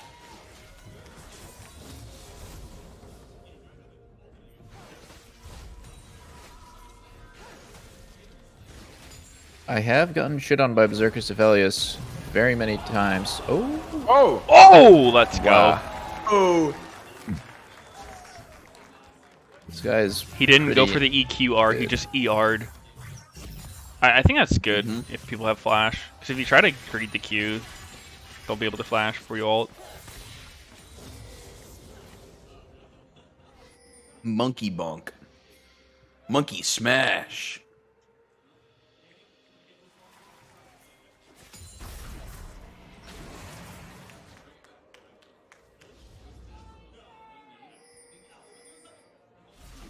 Yeah, actually, what you said about Lissandra and Sedge makes me really worried for C9. Those champs about- don't Explain. scale great. They don't play very well off each other, and they don't scale great. But they're also not on C9. Oh, what am I fucking saying? I'm not sure. For EG, bro. For Golden Guardians. Yo, bro, can I see your vase real quick?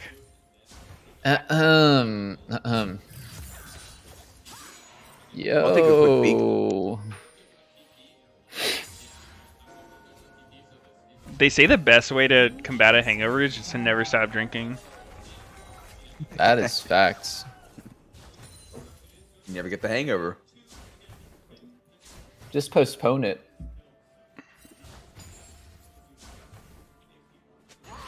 I'm like so scared of getting hangovers nowadays, dude. If I ever drink, I have like one soju and then I'm done. Hangovers are so fucking brutal. Well, you're just like, you feel like total shit for the whole day? Yep. For the whole week, Interesting. I'm out. Interesting.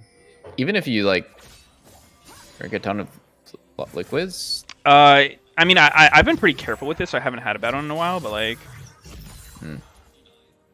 yeah, I usually try to like down a like bottle of water between every like drink I have. Got a few sips of water.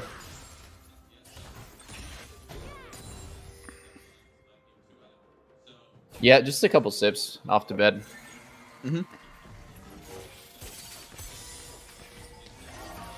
Maybe a coffee. Could do you well. I think that would dehydrate you even more. Okay. No, fuck me. Yeah. Yeah, fuck you. Mm-hmm.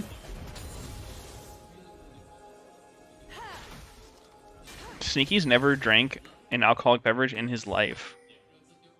Not true. Never gotten drunk though. Also not false. Yep.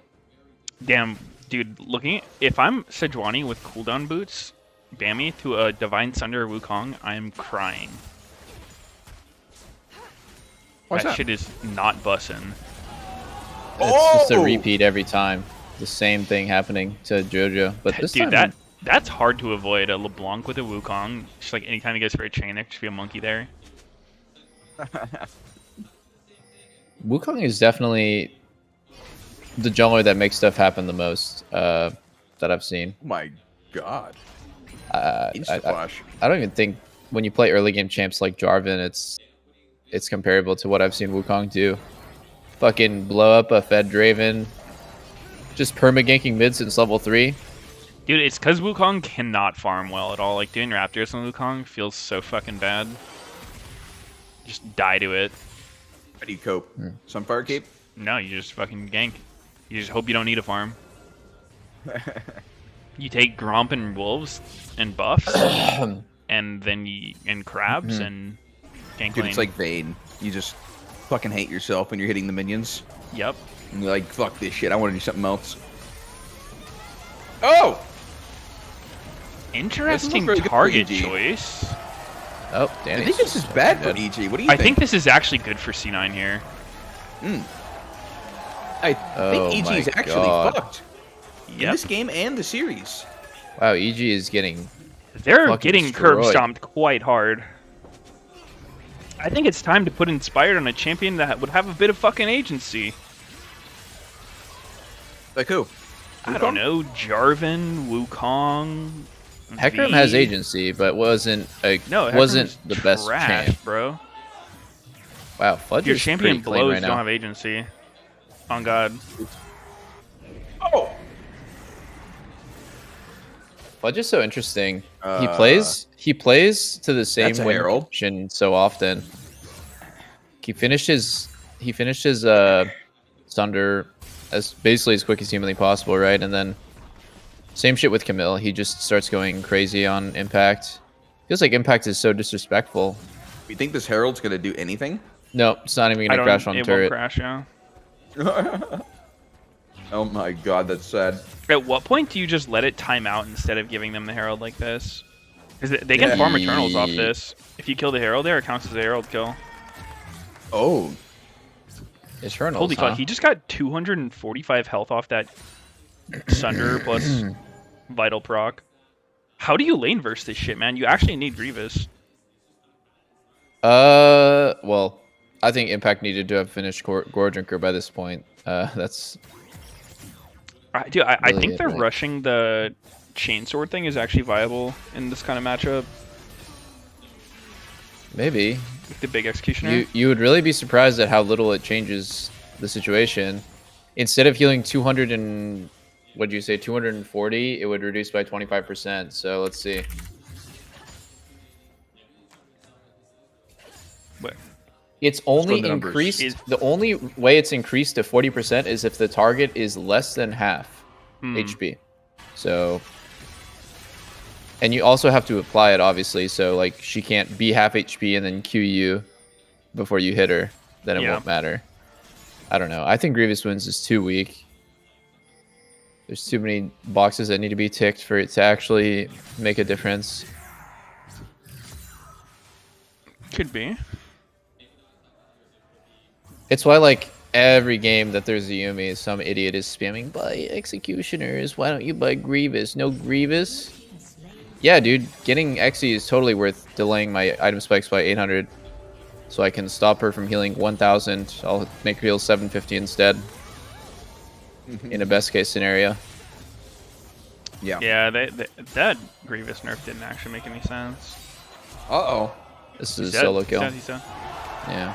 Damn. Fudge is actually fisting fucking Impact. Holy Yeah, shit. he's- And he's doing the same serious. thing in both games. It's just these Divine Sunder champs that can rush it, and Impact is either... Well, first game he's playing Ornn. In this game, he's tier 2 Boots Rush, so he's delayed on his spike by 1100, and he's just getting completely stomped in lane Yep. in that timing where it's like, oh, I'm 1100 away from my item, but like you're way stronger. I think it's like it's respectable when a player can whip out shit like Camille Fiora counter picks and competitive and make it work. Like Yeah. those are not the most forgiving champs if anything goes wrong. Yeah. Oh! Solo kill, right? Nope. But Just for kidding. who? Well, For no one. Look at the itemization. Jensen building Merc Treads, Wukong and Fiora already have it. Like, EG actually, they have no options. Like, even if you find a pick, like, they just don't die. So all of a sudden, C9 just doesn't need to respect anything that EG can do. So what happened this strat? We have Ezreal. That's pretty abnormal. I think it was like Yumi one too. Yeah, it must have been Sivir Zeri. I mean, we were talking about Lista. dumb shit in both drafts, but I think EG has 2 losing lanes every draft so far. They had Ornn into Camille last game. The only winning lane was the Zeri's. Oh, one second. I think a big part of it is inspired Oh, solo picks. that was absolutely Blabber. Wow, that was a great play by EG. They actually forced Blabber to do that. Holy moly, like... It's crazy. Mind control. Danny had a really good reaction, though, to the flash in. That was fast. Yep, not what you like to see if you're C9, but they're still in a good spot.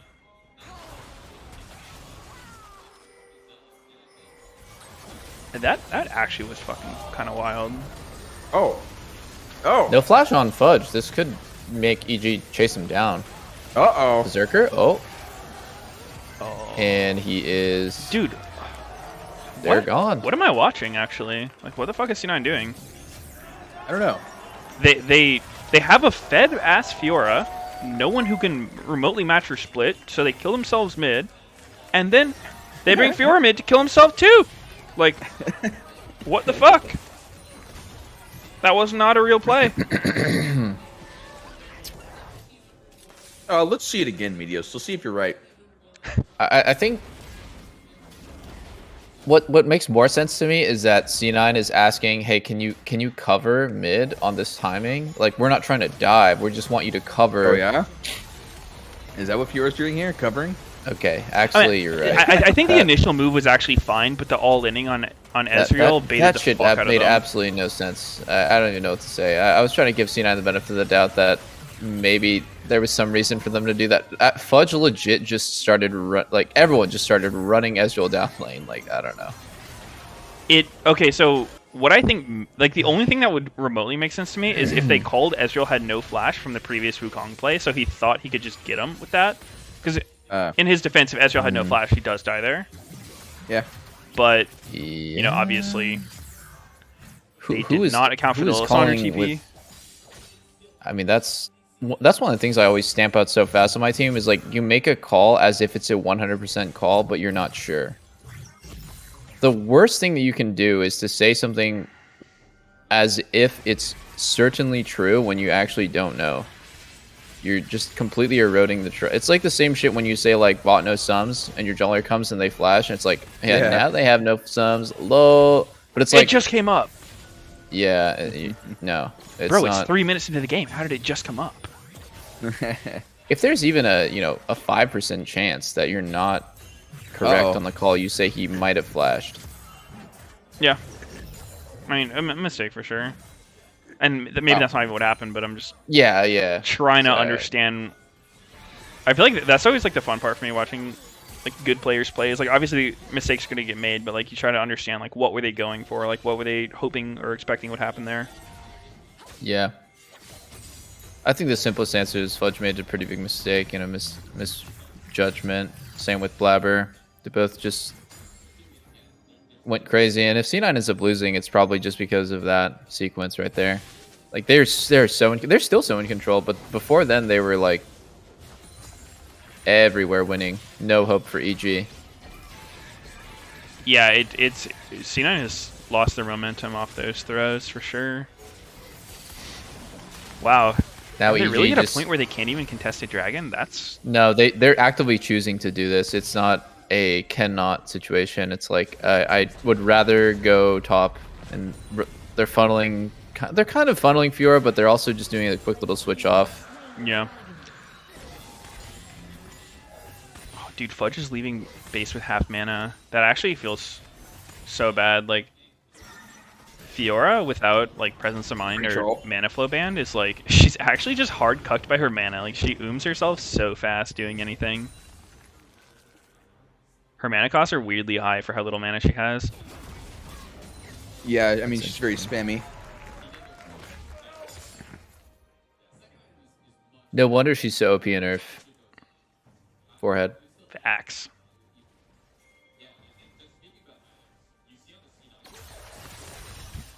He needs to take that blue buff in their jungle. I don't really agree with C9 not fighting the last drag, though. 3.5k ahead. In that situation, you're fighting for soul point. You have a lot of reasons why you would want it. Maybe the reason why you wouldn't is Ezreal's on his 2-item spike, but then you have to ask yourself, when Ezreal's on his... Yeah, is it better for us on the next drag? I don't really think so, but maybe. I mean, C9 might think I could so. see C9 taking the approach of like they have a split push comp, so they don't really need to worry about getting soul themselves. And even if EG stacks 3 Cloud Drakes, it's like not that big of a deal. What the fuck? This is so weird. I love these fighter bruiser top fights. It's like it just looks so cool as a spectator because they're always dancing around each other and like there's a lot of little mind games with everything. I feel like it's really hard to tell who's gonna win top lane fights. Usually, I'm not sure when I'm watching 2 top laners fight. Yeah. It must be. I mean, a lot of them are skill matchups too. With everything, like 80 carry as well. Sometimes I get asked like, "Well, how did you know you were gonna win the all?" And it's like, I don't know. I just played it a bunch of times. I just went for it. Yeah. Also, you can just sort of imagine. Sometimes, like if I like close my eyes and I think about an all in, I can like play it out almost exactly how it would be in the game. And I think for top laners, it's the same shit. All right, do Like, it right I now. bet- Close your eyes. Tell me how this Aphelios versus Ezreal goes. I mean, Oh, depends nice. on I how like many this skill shots play. get dodged. Bye-bye. 2 soul laners go to lane together. That shit is very hard to play against. Because you have to respect this anytime you don't see LeBlanc. Jensen's second time doing this play. He's fucking crazy. I mean, this is the split push we were just mentioning. Like, they want to not force team fights. They just want to sit around and be fucking annoying. Hide in bushes. He's yanking Ezreal right now. Might get him killed. Lance the chain.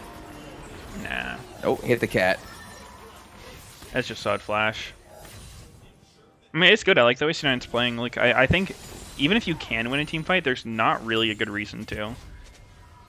Because EG has, like, no response to what they're doing. And not enough force to punish them for splitting. Oh.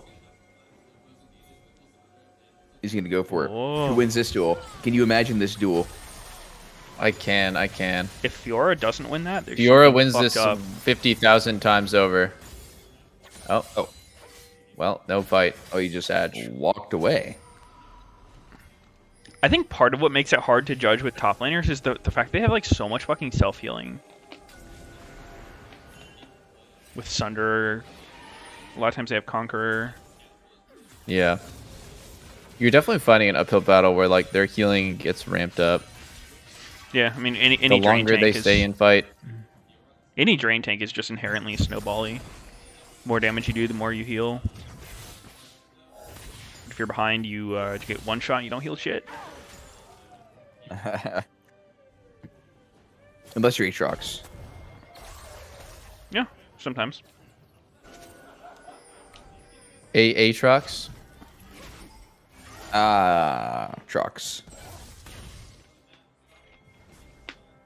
Okay, well, surely C9 goes for this. They've had every good thing happen for them the last 10 minutes. The gold lead hasn't grown at all, but Fiora's gotten to just farm perfectly. Solos are both up a level. Everywhere else is just pretty much dead even. Fiora's top, though, 2 seconds before drag. Whoever is shot calling for D9, I would love to see what's the play here. We just giving this? I think you just let Fiora go top. Yeah, try to jerk him off. If they Oh! do something I really am- bad like this, I you am could look very, for TP. very surprised that Jensen did not get ulted there by JoJo. Yeah, I feel like he should be ulting that. I mean, he JoJo? doesn't die though. He has Merc Treads. Oh my god. JoJo? JoJo? Oh wait. Wait, now Jensen's dead. Jensen. Is he dead? Jensen? Oh, Fudge did end up TPing in. Fudge. Oh my god, dude, what is is this happening? good though? This I fight feel is C9 absolutely is insane. What is happening? overextended. And This Fudge fight is is Oom. absolutely nuts. Fudge is Oom. It's actually the Fiora problem. She runs fucking Oom. Oh, Danny? Oh my god. Danny just went totally ape shit. Okay, Oh my wow. God, C9 's What leading a up. fucking... That almost looked bad for C9. It That was was bad for spicy. C9 until Ezreal E'd forward and then just gave the enemy team a free turn. Yeah. I'm not even really sure if he hit his Q, if anything changes in that situation. I think No, regardless no. of him whiffing or hitting his skills, like that was just a bad E. You just wanted to chase, but you can't. Yeah. You can't go Yeah. anymore. Well, I think he can slowly chase with Yumi. It's just the fact that he pressed his E aggressively instead of just using his like position to pressure the enemy team to turn arounds, and then he can Yeah. E defensively. I mean, it was a pretty tense situation. Oh yeah, it was. But man, it's the second time this game that Danny just completely griefed his E. So you Let me would kind of see. think that he I'm would. watching Danny this time. I didn't see him last time. That Ian right there No, on the block. no. It's first time was in lane when he just eat forward and got himself and Vulcan killed. Alright, I'm watching the Danny Ian. And a sec. So I think the situation is good for them, right? Like it might Here. not be kills, but it's definitely a chase. It's definitely a slow chase with TPs maybe coming in slowly. Yeah. But you know, every condition was up for him there to E forward, and it just still was awful. Like they're low. He has flash up, so I he can think flash he- back defensively. Just do not do it. Wukong being in Could not do it. that bush, I think was the thing that fucked it for him. Yeah. Oh, Fudge is Wow. fucking dead. Uh, Zen's dead. I thought you Now, said- how the hell did that happen? Yeah, that's actually an amazing question. How the hell did that happen? And now I'm going back to question: does the gameplay just look completely different if C9 played for the previous drag? Does the game look completely different if C9 doesn't get picked and then force a fight instantly? Yeah, that too. Jensen do be poking. Yeah. They are killing this Baron decently fast. C9's gonna have to 3v5 Euro play it. Wukong no ult. Berserker has sums though. I still think Not that dying that quick. EG should be able to turn, right? Like that Oh. surely is the play, just to turn. Wait, Jensen Oh, died. yeah. Blabber's in. Blabber's in. Berserker. EG gets it. Berserker. Oh, Berserker. Wow, Oh, C9 is free throwing this game actually so hard. Oh my Holy god. shit. Yes. What the fuck? that was insanely close, man. JoJo live 1 HP. Berserker Wait. fucking. It's actually pretty fucked up now for C9, huh? Yeah, I mean that's Ezreal's that's got what a you full don't want frozen if you're a heart. split pushing comp is throwing and giving them Baron because now all of a sudden you have to respond to them. They can just start sieging you. Yeah. Oh, literally the worst thing that could ever happen to you if you are when condition is split pushing is giving Baron. We didn't really see how Fudge and Sven ended up in a 2v5, but that was like pretty fucking huge lapse of judgment. Like I don't know how you end up in that situation at all. Like Look at unless this you just- tips Is that- of the penises. Is that right? Is Lissandra 900 damage right? I thought her ghosts were doing work that fight. Wow. Nah, they I'm just surprised. Okay. the threat of them. Zerker played that fight really well. He did. At the end, he did get hit by a couple things and just got immediately 1 HP'd. But Yep. I don't really blame him. That was not an easy fight to play. Fuck the impact. He starting up the shred on Lissandra. His whole Oh. team is dead. I don't think you can catch her. No, you can't. You can't catch a Fedora in the side lane. That's the thing that Meteos. Irelia's missing to be like a viable champ. Is Irelia can't get away if people try to collapse on her. But like Yeah. champs like Fiora and Camille, like they're actually hard to catch inside because they're just fucking fast at getting away and jump over walls.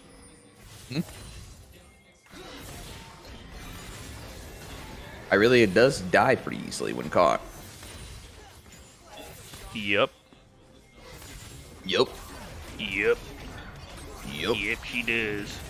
Oh? Yeah, Surfer with the Gale Force root on Danny in T.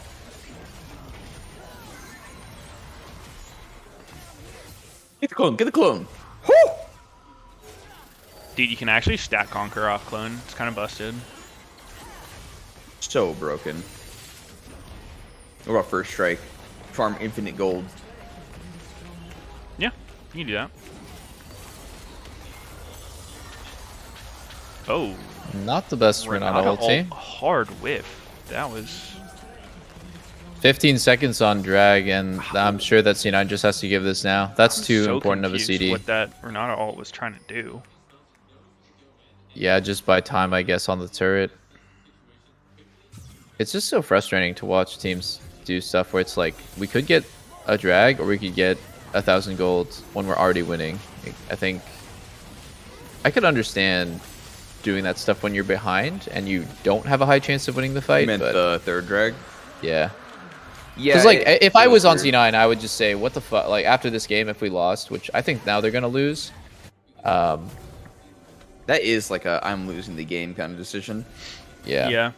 Oh, Unless they get crazy gold on the other side. But they didn't. It's all opportunity costs, right? Thousands of gold, sure. What they got, totally not worth it.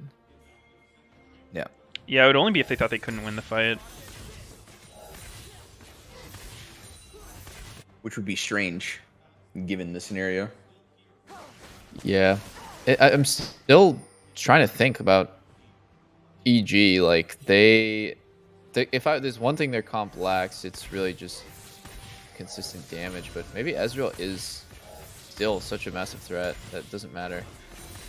I mean, Yeah, I will point out, the there's enemy team's also pretty no squishy. there's no big tank you're trying to get through. Yeah. No real frontline for C9, Yeah. which Maybe can make Ezreal is. the DPS just- thing not as important.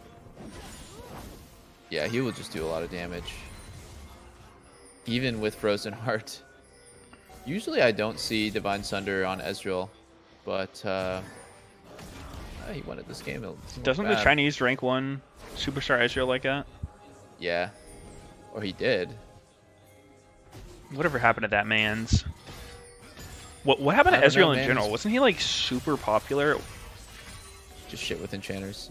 Hmm. Only good with Yuumi and not even the best AD carry with Yuumi. I mean, yeah. Oh, Oh, Danny just failed his flash. Inspired's quite deep. Oh, hold up. Fudge just banged out Shit. Danny. Yeah. Okay, wait. This actual end angle, perhaps.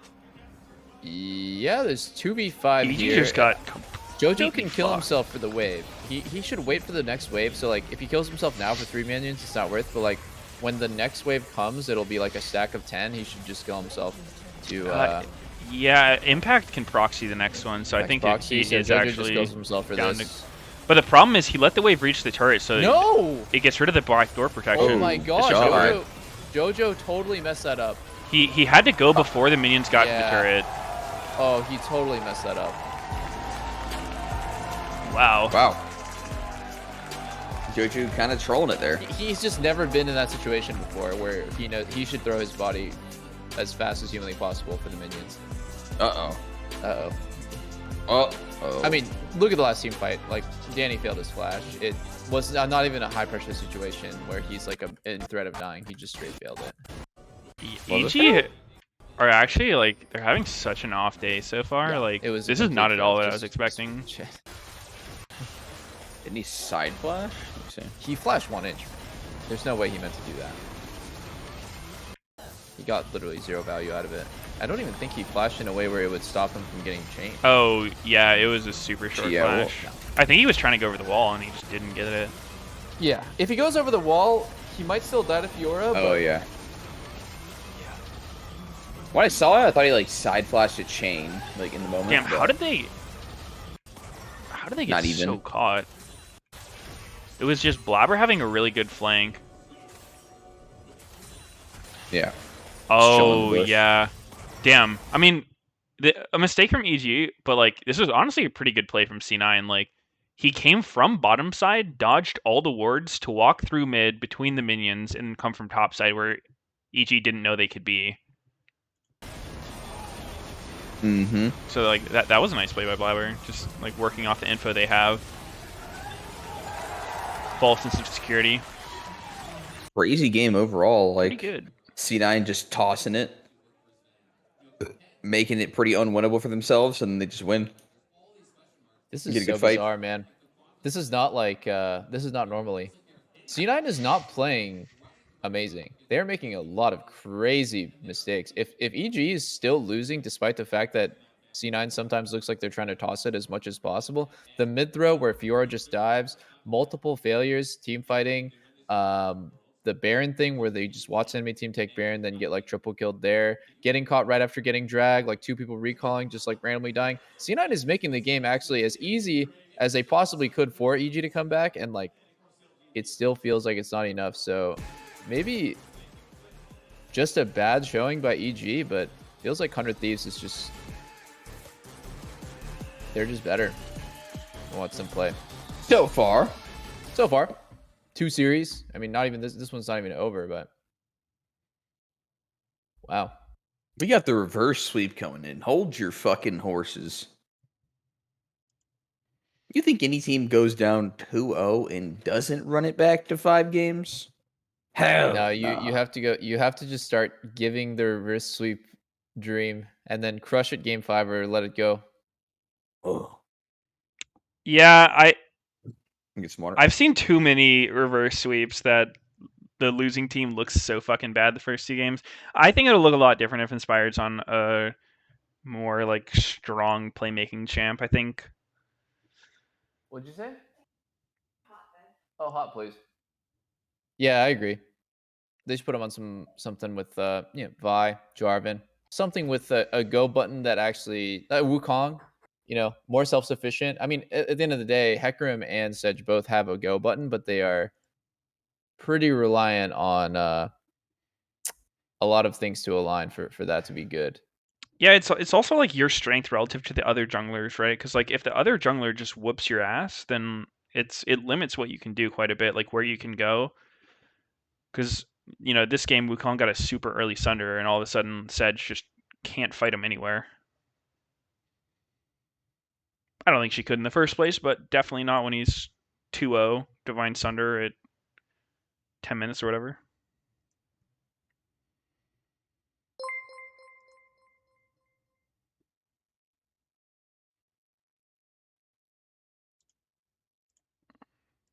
Thanks for the sub, Dirtbox Muffins. Damn, I don't think anybody expected C9 to be up 2-0.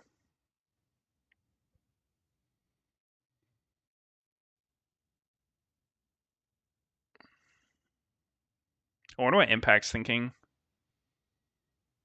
Actual rough series for him so far.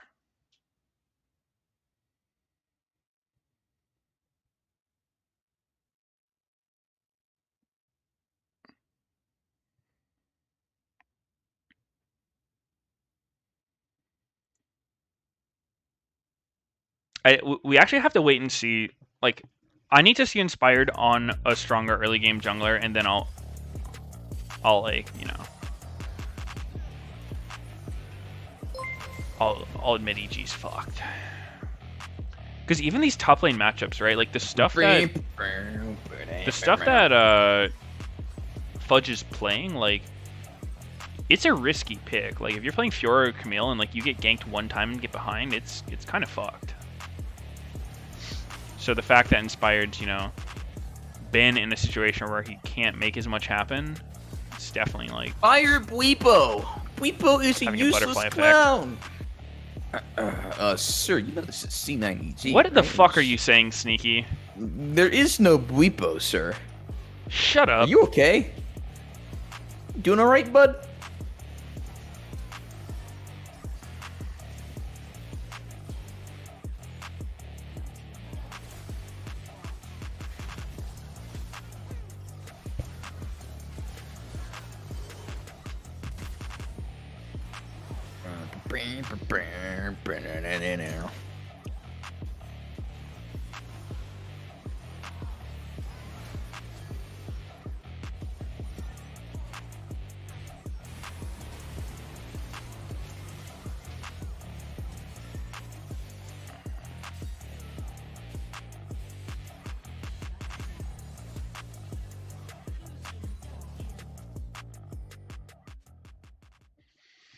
This is another series where the winner goes to Worlds.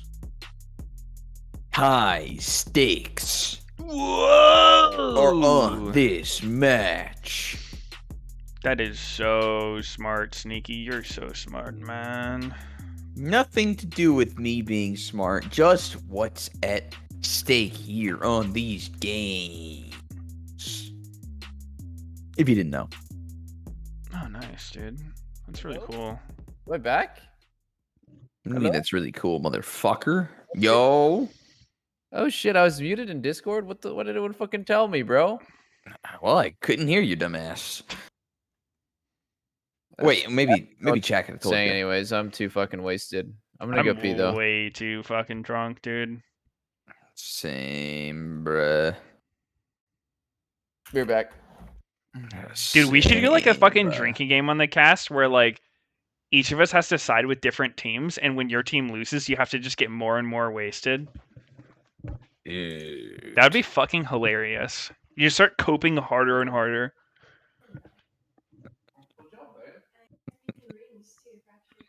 How wasted are we talking per loss? Like you gotta fucking finish your soju per loss. Bottle of soju per L. Finish my entire margarita.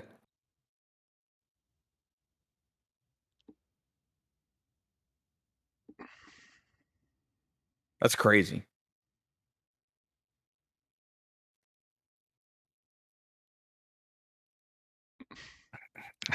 It would actually make Game 5 so hype, dude. Both sides just so fucking Wasted. incredibly sloppy. Yeah. Egg JoJo chooses looking red. pissed. Pissed once again, even though Meteos clarified what he meant last time. But JoJo's pissed. Berserker looking upsetto. All resting faces with no actual emotion. Just waiting for the next game, but they're pissed.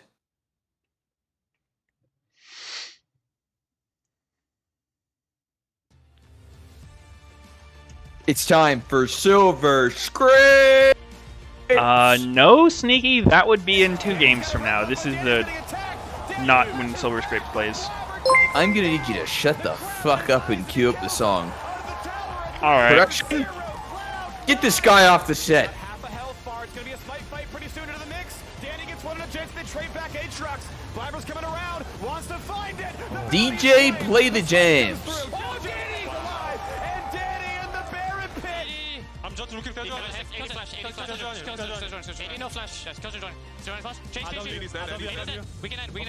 Poach is like 80's dead. 80's dead. 80's dead. You know Flash. Actually, he's not Welcome back Danny. He's to a AD. shocking assist of the week, presented by State Farm. He is This AD. assist He's goes the to minister of Fudge for a AD carry. devastating shockwave follow-up after waiting Mr. out the 80 carry first himself. exhaust from CLG. God damn, that's a fucking title. CLG still here with the front line. You know, Fudge has been playing pretty fucking well so far. In this whole singular game. Like in all of his They're wins, crazy. he's been playing. winning. No, they're playing the Canon team fight on main broadcast, and I forgot about that. Yes. He had a pretty good showing against CLG. Time for a And, Red Bull. Red Bull? Still, you'll never be faster than a lion. having a good showing right now. I don't have to be quicker than the lion. Feels good, man. Just faster than you. He must have gotten off Twitter Give you wings. No. Whoa. for at least a few weeks.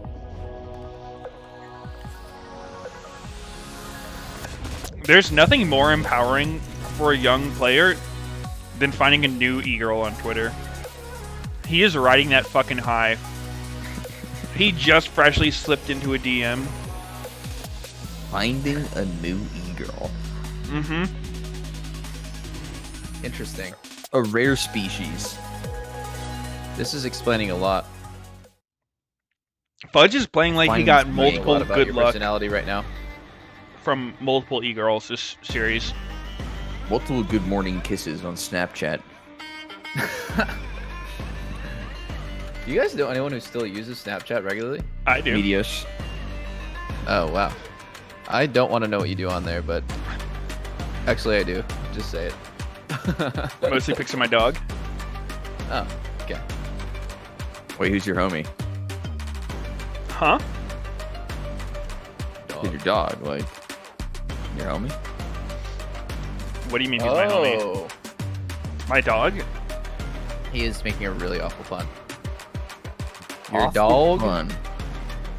Is that a pun? Yeah, because it's like... okay, when you start explaining the joke, it just becomes cringe. I'm out. Go ahead, explain it. That's when it started. Well, actually, dog can also be referred to DAWG, a common slang for friend What's up, or dog? homie. What's up, dog? Can I see your up dog real quick? Actually, What's how do up, you dog? refer to your dog as a dog and not his name, Meteos? His name. You don't know my dog's a fucking girl. Sorry, didn't mean to assume any genders You literally here. just misgendered my dog. Can someone cancel this guy? Oh, Cancel him! Cancel! Cancel him! All right, what's her name? Ari? Really? How do you not know this, bro? I feel like... Is it actually Ari? Yeah! Really? I have not even heard that. Holy fuck. You don't pay attention, man. Sorry, I'm not on your Snapchat. You're an idiot. I Sneaky, feel it's like confirmed. Sneaky has got to be the worst friend for like keeping up with. I don't Air remember quotes names. friends. In the but 10 I'm years pretty I've sure- known Sneaky, he's messaged me first, I think, once. In the year and a half that we've been co-streaming, I've probably messaged Sneaky 20 times and he's replied like 5. Let's go. The only Yeah, way you get a playing response stuff. from Sneaky is if you have a resub available. Yeah, actually. You just have to go into his fucking Twitch chat. That's like the fat. If a sponsor wants to collab with Sneaky, just go to his Twitch chat. No way he's checking emails. Sneaky Dude, fucking he's right. coined the term dono wall. You think I I'm am reading the your wall. fucking message if there's not money attached to it? Yep. You think this stupid shit you're trying to say is worth my time? Or if you aren't including a valuable Twitch chat emoji. Dice of Bedge. Yep, there you go. That's actually gonna be on his tombstone when he like if Sneaky passes away from old age. Nothing actually important about him. No accomplishments. Just dies of So- bitch. Yeah. It's my favorite Twitch chat meme. Wait, so what's Time. the lore of the guy in the Dice of Cringe thing? If he's from that Bean movie, like is that the good guy? Is that the bad guy? Like what's happening in this scene? Why is he falling over? What are his motives? What's his character development? Yeah, like what's his alignment? Is he like lawful good? I sure as fuck couldn't tell you. They said it's the bad guy? He's the main character. His name is Mr. Bean. I don't think it's Mr. Bean. Close. Someone says lawful good bad guy. I don't think he's a bad guy if he's lawful good. Yo, do not Some question villains are this just movie, misunderstood. dude. Sure, but it would still be lawful evil if he's the bad guy. No, it's all about perspective, really. Yeah, well, it's the perspective of the main character. Have you seen this movie, Meteos? Can you really speak to if he's a lawful good? Are you Or guys lawful sure that bad? he's even in this movie? Which movie is he from? Killer The Bean. Killer Bean? I'm actually Googling it right now. It says he's from actually Star Wars. His name is Darth Vader. Killer Vader. Bean. Darth Vader was Bean. actually a bean. Holy shit. Luke I think the Bean chance that Walker. anyone's actually seen the movie is low as fuck. Killer Bean? He is. I saw someone got tattooed a part of the remember when the Bee movie was a meme to like post the script of the Bee movie random places and someone got a tattoo of it, like part of it. And I was like, how actually dumb are you, man? Like I'm probably never gonna get a tattoo in my life, but if I did, the last thing that I would want is some sort of meme. Like that shit lives and dies fucking 6 months max. True. What's the Gotta make longest something standing timeless. meme? What meme has stood the test of time? Trollface? I Rick don't know. Roll, Trollface. Trollface is kind of, eh. Is I mean, Rickroll? it's I don't still- know, it's dude. still- Like, it's been around It for a has to while, just but still be used. yeah, I don't know. I feel like Rickroll is pretty fucking mid. Yeah. it Like, if I is. get Rickrolled, I'm not like, oh, he got me. I'm just like, whatever. Well, maybe it's supposed to be funny, not like, I don't know. What is it? Is it so much your personal feelings about it and not just its existence? Yeah. You say withstood the test of time. Yeah, I mean, I guess by that definition, it would work. Yeah. How about getting gnomed? Gnomed. Yeah, that one's gone. I feel like that one, I never really saw it that much. Same.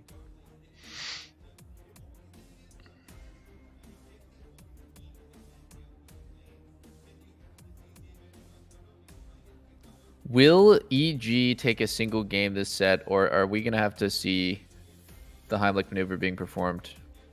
I mean, they have Seraphine, so it's actually just go game 4 fast. It's a True, dub. they really want to win. Who's playing? Danny for sure. It literally doesn't matter. Actually, is of zero consequence who's playing it, what role it's in, what level or item she has. Let's see.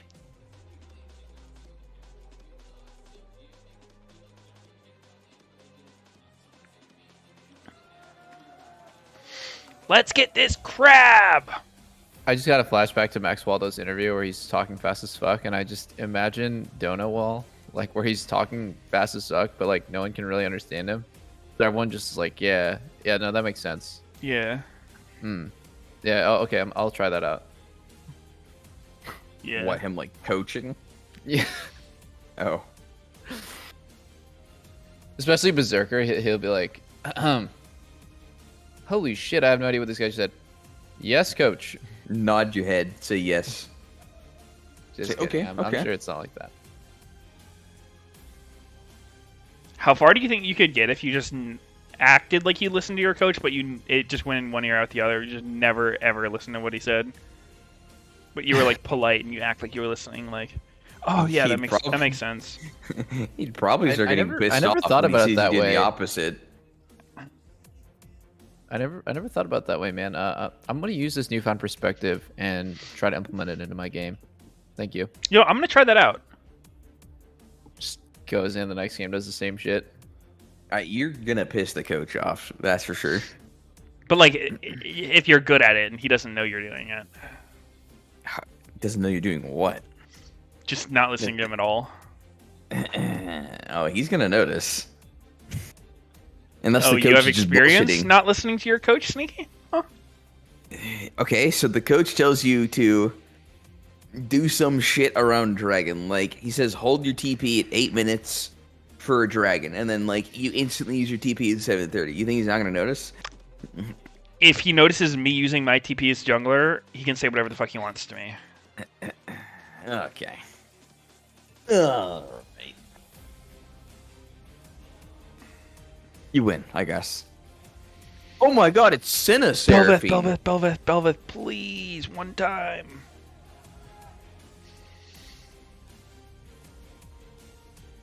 Wait, they actually picked it. Skyon. Don't they know his passive's nerfed? Wait, I just saw them wheeling out Fudge on stage on my second monitor. The Baus has entered the building. Holy They're actually doing an emergency substitution mid-draft. Why are they wheeling him out instead of him just walking out? Because the boss took him out. Finnish Oh. sniper style. Fucking. Understandable. Simo Jensen Let's blind see. picking LeBlanc. He's got some balls.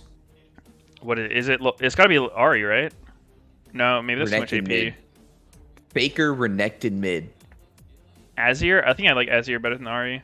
Yeah, it's just sustained damage is the king here. Sustained damage over time. Just like consistent sustained damage per second over time. It's DPS. a great team comp. DPS per second matters way more than that, though.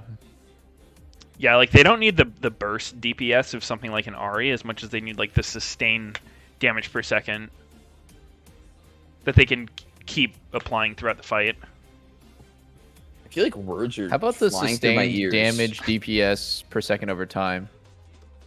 Hmm. What's like the derivative of a Factor DPS per second? That in.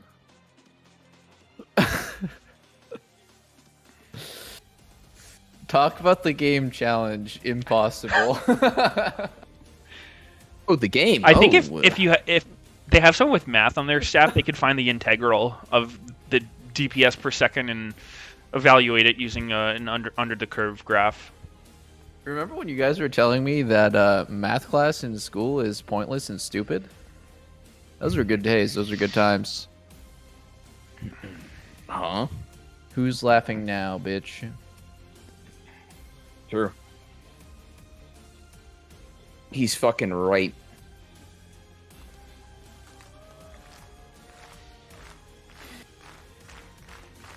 So when in my chat said I'm an engineer, I can do that. Have you guys heard that meme about how like everyone who's an engineer will like preface whatever they say with "I'm an engineer"?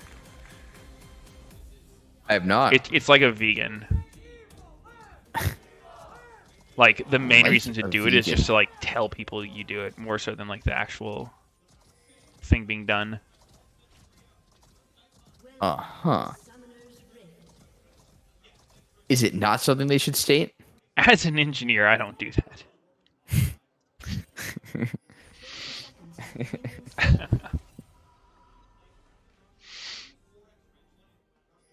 Everyone's an engineer, man. In their own ways, of course. Sneaky's a social engineer. That social seems really construct, if manipulative. you will. Sneaky's a A master social engineer manipulator. sounds like a scammer, actually. That I'm pretty sure that's what it is. Thank you very much, Freak. You have been correctly informed. I'm here with EG's Rigby. Obviously, not to start you on into the series. What have you been kind of telling the team in preparation for the reverse sweep? I mean, we were kind of thinking that it's not going to be that easy since like we have been playing away from stage for a while. So we were just like, for first two games, we were talking about now we're back on stage, let's get used to it. And then after second game, we were talking about like Casper was like, I never reverse swept in my life. And then was asking Impact for tips. And then like we all kind of want to feel Who's it. Casper? So that's the feeling right now. Yeah, and then quickly in the bottom lane, I don't know. obviously, Who's this guy? Very powerful. Notably, the Vulcan. the What's support on the JoJo's real center. name? Is this something you've been practicing, or?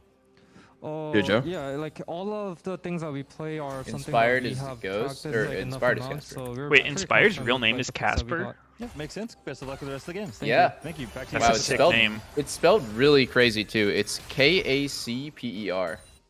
That's Huh. fucking cool. Yeah, I like that name. I'm changing my name to Casper. Do you think that's what makes him so good? Yeah, I dude. think so. I think Polish Oh, players does JoJo are die? No, he's fine. too fucking goated, man. Shroud, Polish. Tarek. Wait, no, Tarek's Turkish. I'm an idiot. But Jankos, he's Polish. Boom. Double lift, Polish. Me Polish. Full Polish. What about the poll? Did you guys ever go to Poland? I've Yeah. worked Just random event. once with Meteos. Did we go once or twice? I don't know. I thought it was twice. Might have been twice, yeah. One of them I try to forget. It was like one of the sketchiest fucking places I've ever been in my life. The hotel was like legit felt haunted, but the food was not bad. Oh! Oh! Wow. Die. He got the shield barely from Holy his fuck. E-cast there. And he didn't get blocked by Trundle. Jesus. Yeah. -1. Oh, you saw that Q? Yeah, that was so crazy. Oh my god. Like he hit him with it. Fucking clipped his ass. Damn, That was man. not the Shy. Did you guys ever hear about that thing the Shy did where he like moved his head with Scion Q for the timing? Yeah.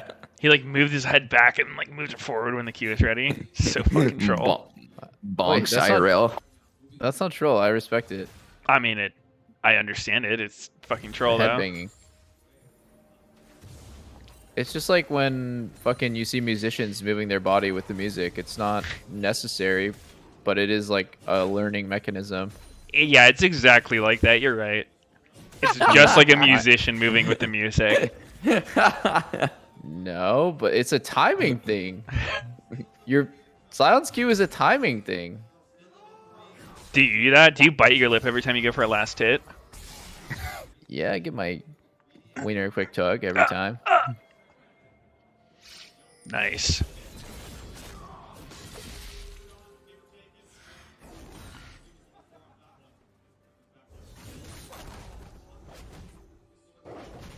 Peepo sheesh.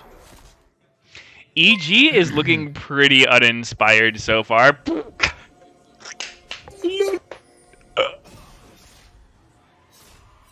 What was the poise on C9? A lot of restraint and poise coming in for C9 in these first two games. I think that is... Oh my, he's dead.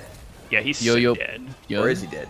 Yeah, he's completely dead. He's so dead. That Sneaky. was played so well. Holy fuck. Well, actually, he fucking died, Meteos. I know, thought that's for a why I sec- think he's so dead. I thought for a sec Blabber undercommitted, but nope. He just Nah, had... I think Blabber would have died if he kept hitting him. Yeah.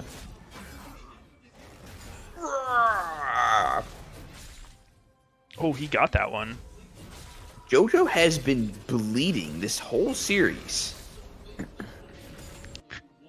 If they keep Will applying this he pressure, they'll be in continue? a good spot come the 20-minute mark. He my- didn't He see showed it. on the ward. He didn't. No, he just JoJo didn't see it. He saw him on a ward, but didn't realize it. And I guess He also flashed actually before the chain was technically- shot. Like, if he flashes the chain, he never dies there. It's actually not just JoJo. That's actually a team effort. No one saw it. yeah. Yikes. EG That not is having a true. good day. Although you pick your spots to look at the minimap, and at in a situation where you can be getting ganked, like you're looking at minimap more often than someone who's like perfectly safe. Yeah. Sneaky that guy who dies to ganks through wars, and he says, "Yo, that wasn't my fault. Anyone should have told me." Oh, Nobody we're told playing me. I was 5v5 confused. team game here. You think they're not playing for each other? You think they're just silent and comms? Dude, I honestly You think think when people get fucking solo saw that? killed, it's not even on them. It's on their team to like tell them to look out there. You think if Vulcan was literally in front and saw that, he'd just stay quiet? And say, oh, hope my mid laner saw that. Oops. Guess he died. Yeah. Yeah, he doesn't need to hold his hand. True. He's looking at that shop. He's looking at his juicy fucking Medjai Yumi he could be getting. He's counting the fucking gold. Just thinking about how. Oh, long I'm the sword's glad gonna be. Elaine Scion with no damage item, just a third of red buff's health with his Q. That is just nice. Inspired says, thanks to the leash, dumbass. Wait, that's actually so troll. You ever give up a wave just to go leash the enemy team's red at 7 minutes? Like, nah. This is like when junglers invade your ass videos, the rumble, because like just kill you at red. Yeah, I love Or that. fucking top laners. Do you remember that? Like season 4 when we're playing as the Korean teams, just every rumble is just fucking killing me. Killing you what at the red. fuck, dude? It was so fucked up. Just Just play better, yo, dude. Is top missing? Just hear the rumble come down. I mean, it was like, this was early days of League. Like, people didn't do that shit. It was so fucking wild. Nowadays, it's like you ever play against a Talon or Zed, and like this fucker's chasing you down all game. Yeah. It's actually like, before the durability updates, Talons could reliably, like at level 6, with like maybe a Dirk, could just like flash ult you and ignite and would kill you from full as a jungler. It was so fucking troll. Yeah. Like, no hesitation. You're just on their screen and you're dead. I had that happen to me when I was Doesn't autofield jungler. It was totally miserable, man. Yeah, it's just like, well, fuck me, I guess. Oh? I don't understand why Fudge is 0 deaths so far. Is he playing this champ correctly? Not a single use of his passive yet. What does Boss think about this?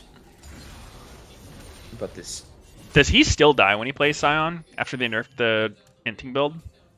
His playstyle never changed, man. Only his results. Did he actually go down in LP after those changes? I'm sure. What the fuck? I watch Sign his was stream so occasionally, but like broken. it's usually early in the day when I'm. He was doing also shit. in Korea, and then he came back from it right as the changes happened. Good times. Is he good still like times. high ranked challenger right now? He's stuck in Masters, apparently. Really? Look at the train! Choo choo!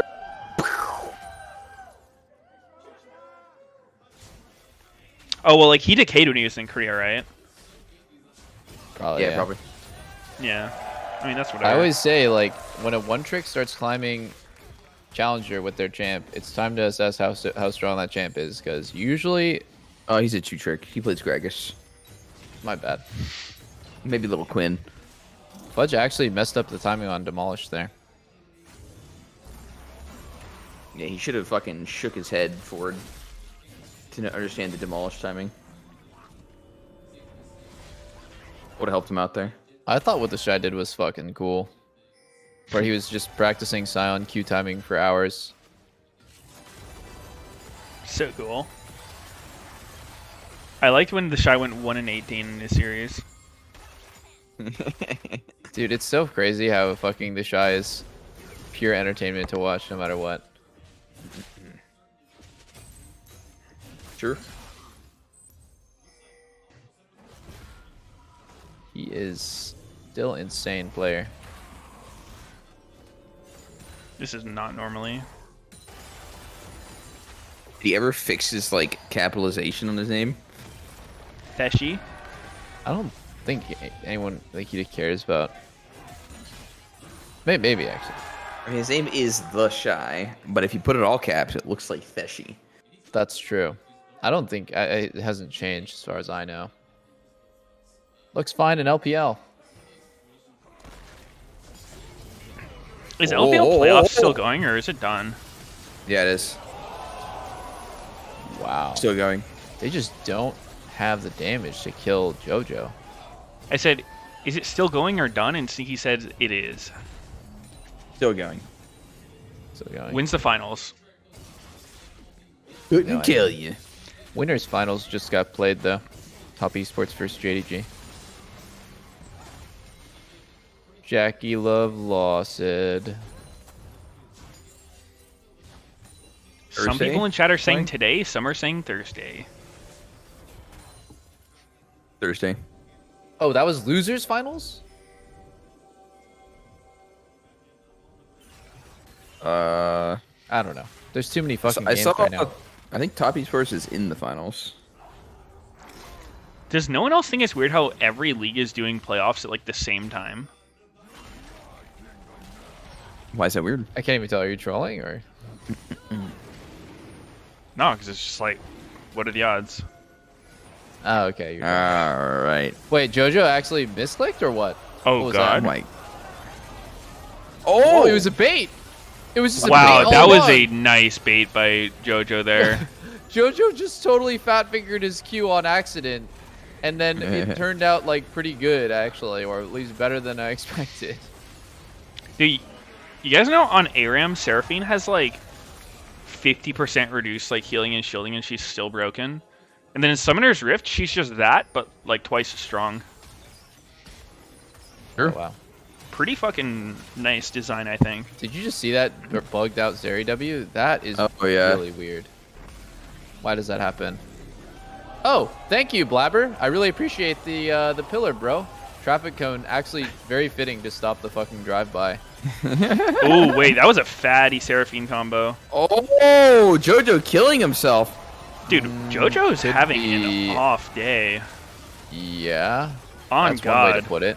Wait, this could be a turn for EG. They can win this. It's EG's turn? What's it their Yeah. turn for? For It's their some turn to win? beatdowns. Oh my God. That was a juicer W. Oh my goodness. Holy the fuck. That was a nasty Zeri W. Wait, it's actually Never over. mind. It's Yeah. actually all ogre. There's no It way could you be can over. outscale with a Seraphine. They should True. just FF. It's actually over for C9. I don't know. JoJo's kind of fucking throwing this whole series. Yeah, he's playing pretty poorly. Playing Check out that traffic quite cone that sussy. actually saved 2 flashes from being blown immediately. That though. was That's that was funny. pretty fucking bizarre to use. The start pillar was really there. good for EG. You can see like everyone on C9 is pretty low. Fudge is in a horrible position. Jojo just tosses it. He just gives him a free target. It's totally not worth it. Truttle's out of the fight anyways, right? He's a melee champ, 50% HP. There's no reason for you to just kill yourself to finish him off. And Yeah. if anything, all he did was let EG, this really supportive team comp, lose their main damage dealer. Oh my god. Actually, just That shit nasty. Just Is Zeri's W how still a important slow? that was. Yeah. Yeah. Not as OP as it was on release. It's like Oh, so they 30% lowered the scaling slow to amount, 50? but it still slows. Yeah. Yeah. Okay. I played Zeri like once in my life, maybe twice. She is really jarring to play. Like she is so weird to play. It's kind of different annoying than to have to every other press champ. Q so much. Yeah. Jolly mechanics. I'm not used to pressing buttons. Nice, The most depressed class. nice. I actually think though that the game is never over for Seraphine, and EG got the drag, which is pretty insignificant. What about right when now, the but it could Nexus be- blows up? Like, what do you mean never Yeah. over? Games end against Seraphine all the time. That doesn't make any sense. Did you ask if Zeri ult slows? W. Yes. Okay. I heard ult. I was like thinking about it. I'm like, I don't think it does. And Double was like, yeah. I'm like, huh? Oh. That's the problem with us all being so old. Is like our hearing and brains are gone. True. Every year I lose another Oh. wrinkle. Bye bye Fudge. There we Okay. go. There we go. Boom. Oh my god, and Blabber just completely griefed it when he took that range minion. EG doing a little bit, but let's see how Signs JoJo of can life. throw it right back. Oh no, like, I'm not even saying it completely ironically, but I'm pretty sure EG just wins because they have Seraphine. This champion's actually busted as fuck. I mean, Even it's through live or die JoJo on JoJo. killing himself. I mean, I think EG's gonna have to throw really hard for Seraphine to not be OP enough to win. Mm. Yeah. We'll see. Yeah. I would normally agree with you, but it feels like EG's like carry players are actually having a tough time right now. Even You would not normally agree with me. You never agree with me. uh-huh. I'm always wrong. I never get to be right. True. I'm sorry, man. You're right this time, actually. You're right. For the first time. Holy shit, it feels good. I think oh wow. What is the Trundle pillar they're doing? Stopping traffic. Giving Herald the right of way. Ooh. What? Oh, if you get that last range CS, that would have been so sick.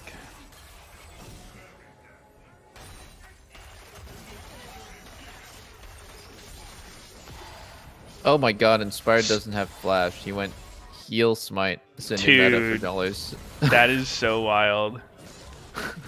Wow. That is amazing and epic. Oh. Got Dude, stopped. From the Renekton's we've seen, it does seem like this Bork build is just better than Gordrinker. as far as like being useful. It feels like with Bork, he can actually just kind of shit on his lane. Go for a nice split push. Like, I mean, just it's not only split. Like you're not squishy, not a full tank, but you can still go in one piece of carry. I just think it gives you a lot more threat to actually kill people. Mm-hmm. Gourd Drinker is definitely not a side lane build. I feel like you could even do both. Like, I don't think Gore Drinker with Bork is like a bad combo. Just, I think not having Bork as Renekton is like, I don't know. You lose a lot of threat in yourself to just be like. I think Bork does a lot of damage. I'm still not sold on Gore Drinker Bork being good, but it feels like this is a pretty common LPL build for Renekton. Yeah, I mean, I think the Bammy is like Frostfire, Sunfire, Chem Tank are all fine. Oh, apparently Blabber fat fingered Flash off screen. There's so many unforced errors from that fat fingering Flash that I didn't actually see to JoJo just like completely he misclicked his Q and he just like shuffled back to his original location when he's trying to just get away. There's a lot of unforced errors. I was expecting this series to be a little bit more high level, but so far it's pretty much a shit show compared to yesterday, at least. Yeah. Oh, nice little flash in. JoJo still has flash out. He might be actually okay. Yeah, he just gets flashed on at the end and dies anyways. Now EG just has to give this. It's not a terrible result if they don't all just die trying to 4v5 it, but looks like they want it. Was there no option to Seraphine ult that choke while C9's all running through it? That seems kind of weird. Wow, are you kidding me? That's actually lethal on too? What? Holy Dude, Seraphine is just one of the most disgusting champs known to man. She did like, I mean, I'm not even exaggerating. This champion is 2,000 fucking damage whack, man. in that team fight, and I mean, okay. 4v5, by the way. Just straight up. There was hardly any CDs on C9 side blown to kill JoJo. Just some flashes. 2 flashes. JoJo is actually phoning it the fuck in this game. Dude, this is the upper bracket curse. I was trying to mention, like, I feel like people are way more likely to just sort of like go limp, like give up, because they know that there's something after this. This is not JoJo tapping into his fucking killer instincts, his survival potential. Yep. Yeah. As far as cooldowns being blown for JoJo's death, like, I think EG and Cena, they both lose so much, and I don't understand. I'm gonna watch this again. Sven and Blabber both die. So dude, look how far Danny is from Sven when he assassinates him. Actually, Blabber got fucking shit on. What is he walking forward for? What the hell? Yeah, I don't know why he's walking forward. But there's nowhere for him to go at a certain point. Danny's actually just doing 2,000 damage over a wall that's like untouchable. 2,000 damage. That is quite the exaggeration. Nope. Someone please tell me why Seraphine can safely clear a wave instantly from 1,000 range. Please, I need to know why the Enchanter needs this ability. Well, she's not supposed to be a support, is why. Oh, okay. I mean, tell me, why does she full heal her whole team and give them huge shields if not a support? I mean, obviously that one's the problem. Like the wave clears, whatever. There's plenty of champs that have wave clear. Hers is so safe, though. I mean, she was definitely designed with being as a carry in mind. I mean, it's down to her AOE fucking both 2 AOE like nukes to clear waves. It almost feels bad to play with her as a support because she can consistently take your CS just by like randomly trading. Kind of similar to Zillion, honestly. But like usually enchanters don't have that. Oh, not the CS. If she's not good, how will they sell skins? That's true. I mean, that is a really fair question. We haven't considered that angle yet.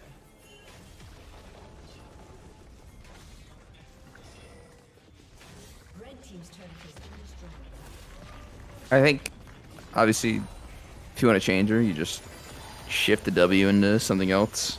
No, dude, hit her wave clear, bro. I mean, that would She just actually can make it just bad. stall out games. I think that's like I run into that issue in solo queue all the time, where like we'll be stomping a Seraphine, and then she's just like you can't siege against her ever. And if like you try or like try an objective, she just one taps your team with ult and makes everyone invincible. Yeah, but the W is the actual problem. The rest of it's whatever. Yeah, I don't know. I don't think any champ needs to be able to safely clear a wave instantly from 1,000 range. Just me. Victor. I mean, he doesn't even clear the whole wave. I mean, neither does Seraphine with her Q alone. She has to E it as well. Oh, use her And it other doesn't even spell with get the 1,000 melees. range. Okay. It doesn't even get the melees, just like Victor. Nah, but Sneaky's a fucking Seraphine player. His opinion doesn't matter. Dude, her wave clear is totally broken. Like, just look at how quickly she can press Q twice. I It's don't know. also like way longer range than Victor. Like to start his laser, he has to Yeah. be like at least somewhat close to the minions. Yeah, it helps her too that she can kind of like precast her. It sucks that there's a delay on it in fights because it makes it hard to hit in like an all in. But it's actually kind of good for killing minions because you can like preemptively shoot your Q where the minions will be, and it'll. Yeah, but land like, them and okay, spread out. just think of the champ. Remove the W. What is she really doing? She's a mage. She doesn't really do shit. Like, she's actually I pretty feel bad like in most team fights. champions, if you take out an entire ability, they're not very Wait. good. Oh, dude, Yeah, I actually but totally the disagree. W is the I think obviously broken part. E is a 2-second spammable CC, and her ulti is totally broken. She's just an amazing ult's- team all around. Okay, so Her ult like is not broken at all. Yo, Sneaky, Her look, ult's just fine. compare her to Sona. I feel like Sona is really similar to Seraphine, minus the super safe wave clear. Yeah, but she's not dedicated support, Seraphine, and Sona is. Like, Sona can literally never be a solo lane unless you have that cringe fucking, like, degen strat that happened before. Yeah, It was and like that's top lane because Sona. she doesn't have Giga Wave Clear. It really depends on what you replace one of her most important abilities with. Like if you take out her W, then yeah, she has 3 abilities and they're not probably that good enough to carry her. But if you replace her W with something else that's also really useful on top of what she has, I don't think she has a single bad button in her kit. Like Q is great, E is great. I think How many think her champs ulti is have good. bad buttons? Like, it's not really an argument. No one has a bad button. I guess that's true. Aphelios E. Nah, Velocity is pretty bad. No, I just think the problematic part of her kit is the W, and the rest of it's just, it's there, and obviously you find it annoying. But like, I just think if you tune the numbers to make the Q wave clear not actually wave clear, and it's just like, okay, she's just not a champ, and it's just like, okay, well, there's a different problem. You now have a champ that's just fucking useless. Good. I'd rather have that. Yeah, well, I'm saying, like, to fix the problem, you have to fix the W. The W heals way too much. Like, the 5-man scaling is fucking troll. Like, the more people in it, the more it heals and shields. Yeah, but I mean, I would also like. I would argue. I don't think any champion in the game should be able to safely clear a wave. Like, it's like the Zillion thing. Like, anytime Zillion's good, it's actually like really aids. Oh yeah, I mean, Like, it should be a risk to actually like full clear a wave, or the game just gets boring as hell. Takes away like the entire. Well, I think there option should of be sieging. I think there should be a slider. If you have a lot of crazy wave clear like of Ziggs, right, then you lack consistency. You lack defensive options like a Xerath lacks defensive options, but those are they're balanced by like slightly lower damage. You know, no defensive options.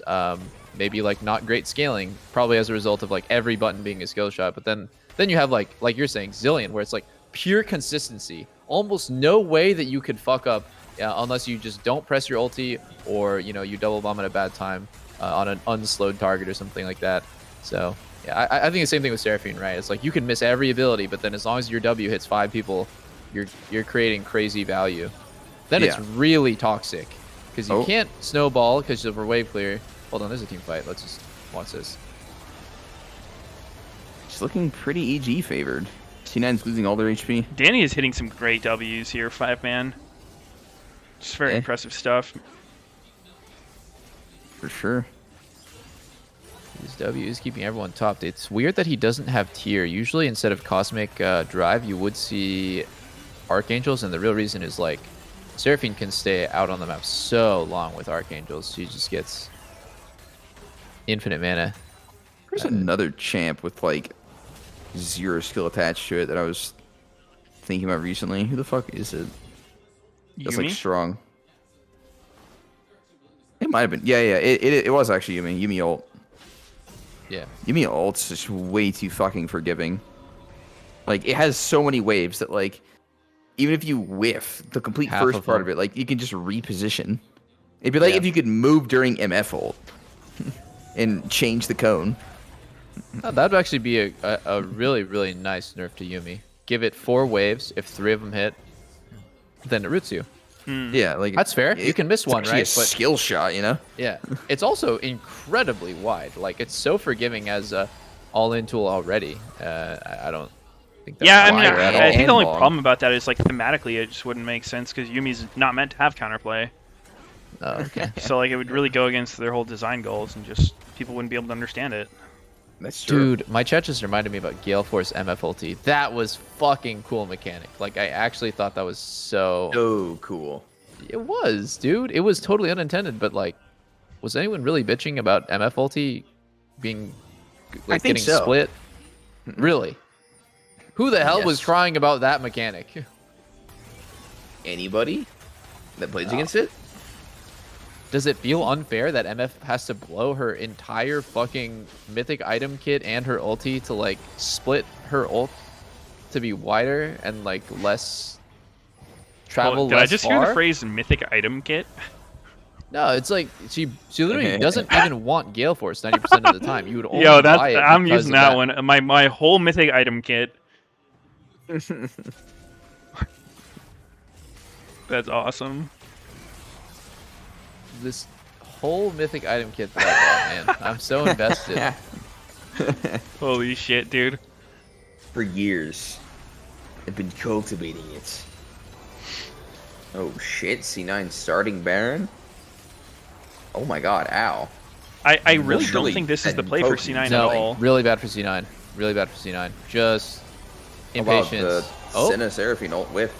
oh both wow. of them. Everyone on EG just like perfectly dodged out of it. And it's looking Oh so my easy. god, Games JoJo got- just shit his pants!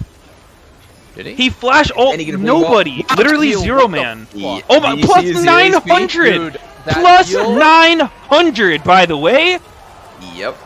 I have AIDS, fucking man! way. Holy shit! Dude, He was JoJo's actually literally one, dude. 1 HP, and he gets the fattest heal from Seraphine. Fuck this champ. Fuck this toxic champ. Dude, it wasn't even a fucking surprise. This is gonna be the game result. This champion's so fucking stupid. There's too many stupid champs. Okay, you need to calm down, bro. You ain't No, wrong. you saw that? God damn. I mean, I think at a certain point, people just need to ban Seraphine. If they can't play against it, which it's becoming a pretty popular pick for 100 Thieves. I think they're 3-0 on it so far. I think someone did a stat check for Seraphine overall in the last like 2 weeks, and it's like ridiculous win rate. Yeah, I heard she was like Just 9-3 in the summer season, and then 3-0 in playoffs, not including this one.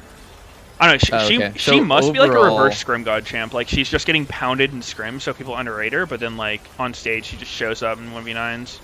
That heal Jojo actually should have been slowed down would and have shown. fucking died Yeah. so Dude, hard, man. Like this is the dumbest shit about these kind of champs. Is it's like you can't punish this champ. JoJo Yeah. literally went in as their backline carry, flash ulted nothing in the middle of the team, and he was not punished. He basically baits the enemy because he's so low and then doesn't die.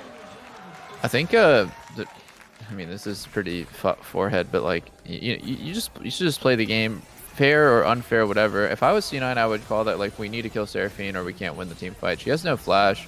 There's a timing where maybe they can catch her with like no Baron, but like flash still down.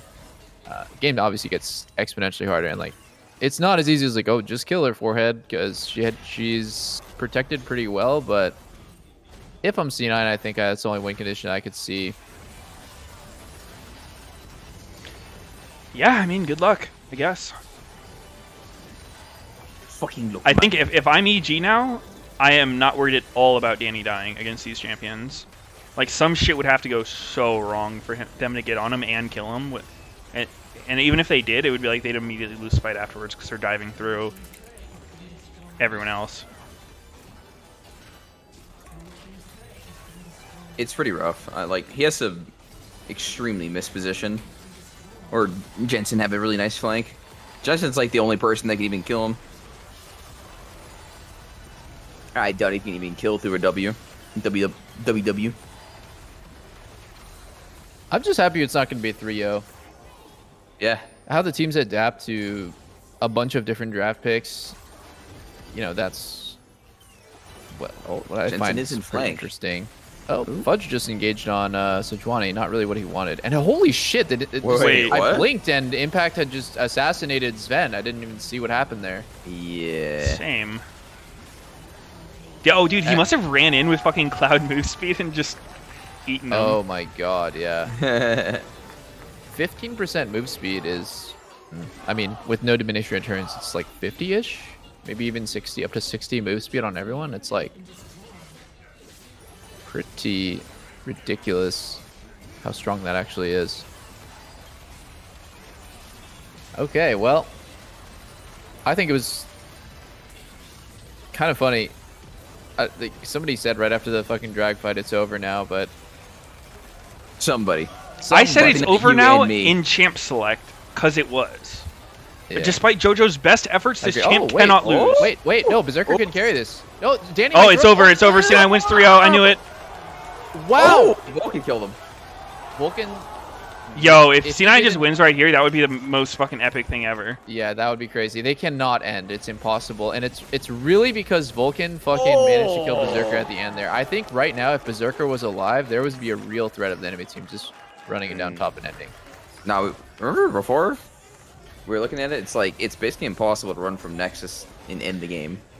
Like, from your Nexus. Yeah, they're way too far. It would take them like 20 seconds, or maybe But like you- 15 but you- seconds to get from mid to the top tier 2, and by then... They could definitely get an inhib, but they You won't put end. yourself in a position, though, where if the enemy team makes a single mistake while you're going for that game-ending push, like they chain die or you get a fight in their base, that's good. Like, you have the potential to end, which is pretty nice. Yeah. I mean, they your back's to could the wall, definitely get a you're- lot out of it. Don't get me wrong, but I don't think it could end.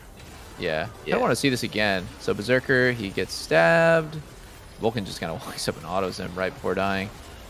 Yeah, maybe it wouldn't make much of a difference actually either way, but when I'm like in an open Nexus situation, I think any risk, so, you know, percentage-wise, you're probably going to lose a game like 90-95% of the time in this situation. You're getting shit on the whole game, open Nexus, Soul, whatever.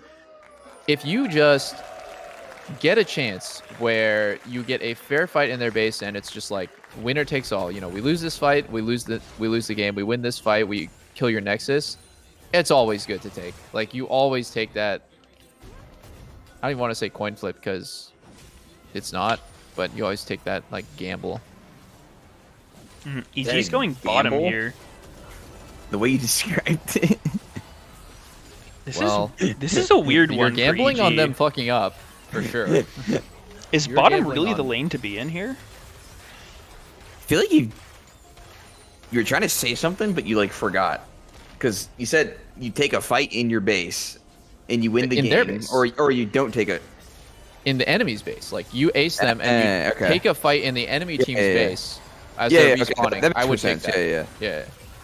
I think that was missing. That makes Oh, sense. my bad.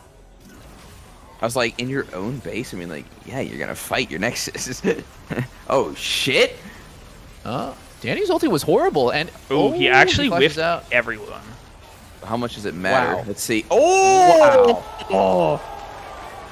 That scoop. The first scoop that Oh, did something. Danny that didn't almost instantly died. Kill JoJo. He almost Yeah. died to Scion Ghost.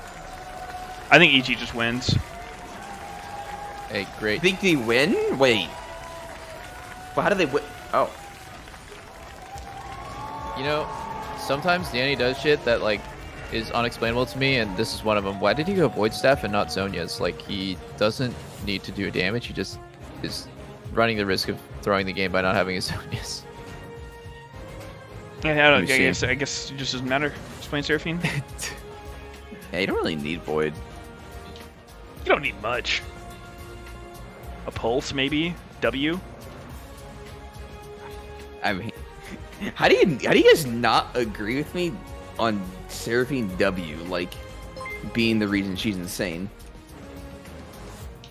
I think you're like I'm letting it sit a little bit more. Like I think you're probably right. It's just the rest of her kit gets like I get like the impression that it's a lot stronger than it probably is because yeah, like if you change so out her good. ability on her Yeah. W for something else, like anything else in the game, like she's a fucking terrible champ. Like her ult's fine, her Q's fine. Like you said, it's like slow. The E, like they do things, but none of it compares to the power of the W.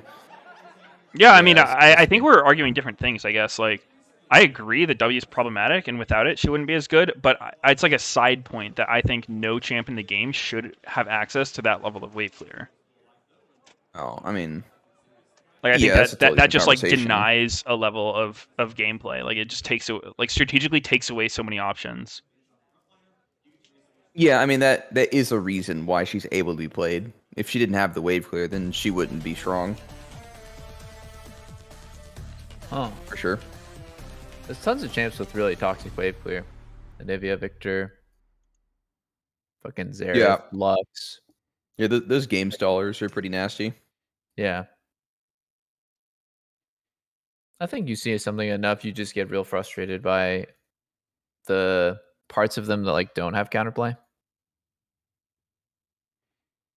Yeah, it's also like Seraphine can do it so early. She does it like level 7 with the Lost Chapter. She can just one shot the wave. You know, that part is actually true. It doesn't make sense that she just gets 1300 gold and all of a sudden she is infinite mana, infinite wave clear, like no more interaction. In bot lane, at least. That's how it feels. Oh, well.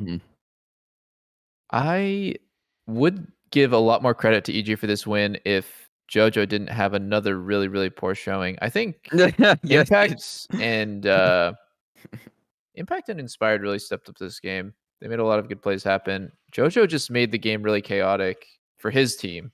Just like unpredictably dying. Mechanical errors. One of his worst games he's played of his whole career. That was like just permanently trying to lose. Yeah. Well, he was definitely saved by top jungle and really good draft overall.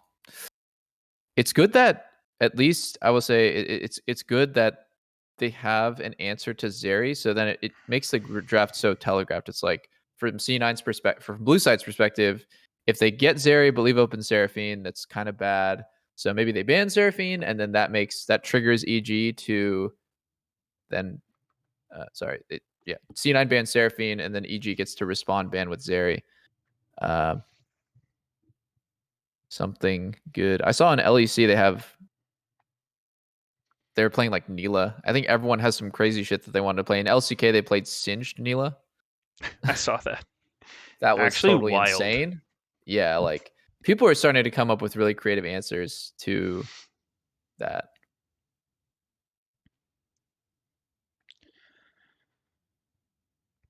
Singed the counter. I don't know. I think Genji is just fucking best team in the world, maybe. How did they just become so good?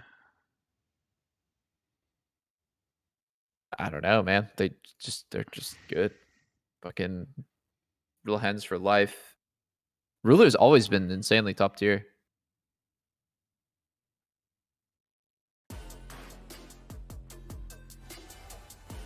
Yeah, I mean, obviously Chovy, but I feel like Chovy's talked to death on that team. He's pretty fucking good. Chovy CS actually became like boring to talk about. Just gets brought up so often. He's like fucking tens actually.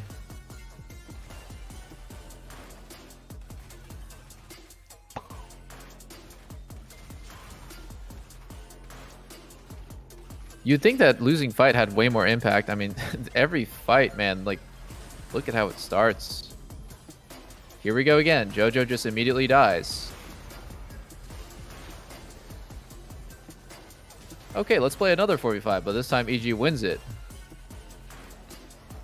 Wow. Yeah, you're right. I think this was one of his worst games ever. Oh yeah, Probably for not sure. happy I mean, about it. normally he's really good. Just Yeah. something about this game seemed to mind control him to run it down. Compelled. Nothing will get in the way of his int. I feel like Seraphine ulti is really deceptively hard to dodge. Like the speed of it is variable. Like it doesn't stay the same speed because it gets faster as it goes through people, and the range can be deceptive even. Does it? I mean, I've noticed yesterday and today that people are getting hit by it at a pretty reasonable range. Like yesterday, Hans got hit by a max range Seraphine ulti, and it lost him the fight. And then does it speed up? It does, right? Am I making that up? I not sure. didn't think it did. I But could believe that it like slows down but then refreshes each person it goes through. Let's see. It doesn't. I'm just making that up. My bad. The speed stays the same, apparently, according to the... It's 16. I mean, 1600 units per second is pretty fast. It's just the range that extends. My bad. Yeah. Huh. I don't know why I thought it got faster, but just the range goes up per teammate or enemy that goes through. Yeah. How fast is Stone's ult, you think? It's faster. Pretty fast. Pretty fast. Okay, I looked it up. Guess a number. For comparison, 2500. Seraphine 1600. Yeah, you said Seraphine 16, so probably like 3K? 3K? Doubleth, what's your guess? 2500. You're really close. It's 24. Poggers. I wonder what a 3K skill shot is. What's one of the fastest abilities in the game? Fucking Kiana's Q? I don't know. Back sec. Stuff like Lulu A-Soul's, Polymorph? sometimes some stuff like Aurelion Soul's ulti and Jin's W is not actually even a projectile. It's just a like Lulu's well, W is especially Jin's- 2250. I feel like Jin's W is a, what is it even called? It's like a hit scan. You know, Yeah. when you play Overwatch, there's delay on some and there's hit scan on others. Like Senna's ulti, yeah.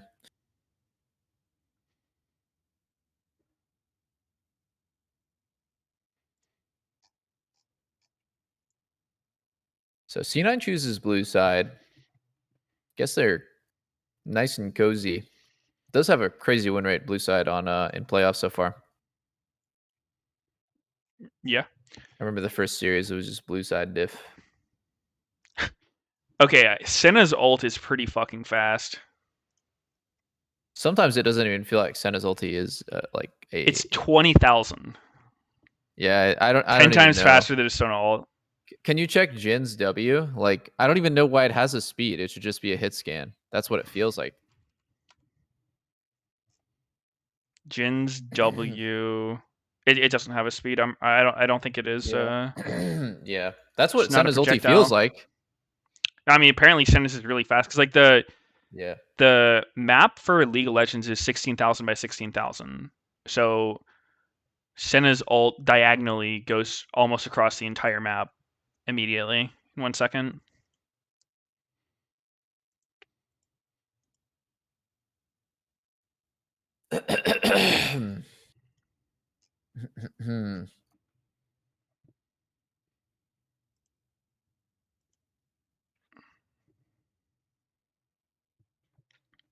They are deep in thought. They are They doing look much pissed. thinking and deliberating. Wait, does Jin W get blocked by Windwall? It does, yeah. Oh. I think Senna's ulti does as well. Does it? Oh, wait, what? I don't know. Does it? I feel like Senna's would. Yeah, it does. I mean, it must be projectile. I was thinking if Senna's ulti has a projectile speed, it means that you can flash over it. But I've never seen anyone do that in my life. Yeah, It must be close to fucking impossible. Trick is doing like 3 balls per game. Wait, what? Yeah, Trick. You too? I mean, What the In Spain, they call him Aquaman. Another couple of shots come through from Seraphine. Jensen wants more. Chain's gonna land. Impact could drop. Aquaman. And the rest of the squad is up. Berserker's on for a double. They can't kill a single soul. Berserker! Vulcan flashes. Berserker tries, but it's not gonna happen. Everyone is Waterman. just Jensen left alone. EG, do it again. EG, do it again. Gold. The top teams go head to head. What are they gonna do? They're ready. Are you? Are you? Chicago. Was Who that will a- be the was that- world champion of North America League of Legends? Was that an ad for LCS Finals in Chicago, or was that an FTX ad? Because it was like FTX was front and center at the end. But are they really just... I think they're like a sponsor of the event. Yeah. That's why I'm curious. Like, why does LCS kind of like even want... I mean, it's a stupid question, actually. It's like, why do they want to advertise? I was going to say the finals. It's like, if you're Why do they watching, even you're want money? probably going to watch the finals, right? It feels like it almost needs no advertisement needed. Like, you're kind of preaching to the choir here. I'm here watching this series because I'm excited to watch finals. So True. But maybe it's like, it's just Maybe you good don't to know hear where it about. is. Yeah, could be. Maybe it's close. Oh, ticket sales. That's true. Yeah, it's Yeah. more about the physical location. Okay. Didn't even think about it that way.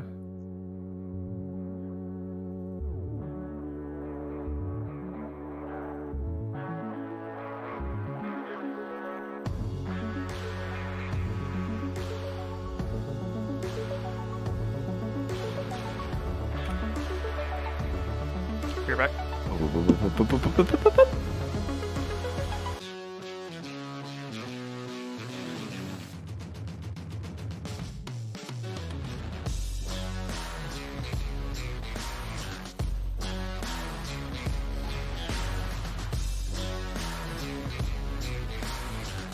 We're ready for a game number 4.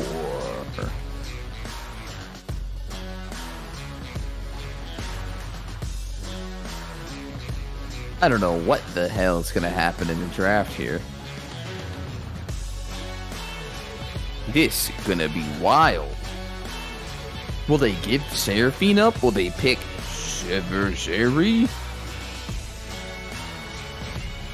Did they think Seraphine was the problem? Hell no. The ego on these kids. Dude, at this point, what is the record then? 13-3 for Seraphine and LCS. And the 3 teams that played it I saw was like Golden Guardians and Immortals, and they lost. It was never a top team playing it in any of the losses, so yeah. I don't want to just be like stats are the end all of everything, but if you pair stats with common sense, I think that you should ban Seraphine unless you want to play. I don't think Berserker is going to play it, so toss a ban. You're blue side. You have plenty of free bans. Yeah, I mean, sometimes that is hard to recognize, though, like, objectively as players when there's some bullshit happening.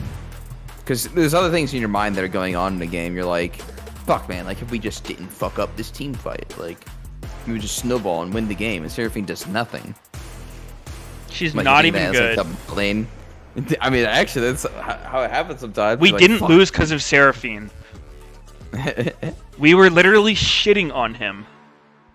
Yeah. That's a actually pretty things common that are argument, said. but that's when you just need everyone to share their feelings about something, because you know if it's annoying for everyone and you're getting a lot of value out of just that one ban, it's like you're just picking between two evils. What are you banning instead? I don't even have to go back and look, but I'm sure one of those bans is flexible for C9. Hopefully.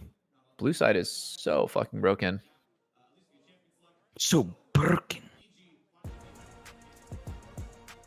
You almost always have the advantage in draft unless you have really it depends on how many flex picks are available for red. Then you get like crazy value, but Doesn't seem to be any right now.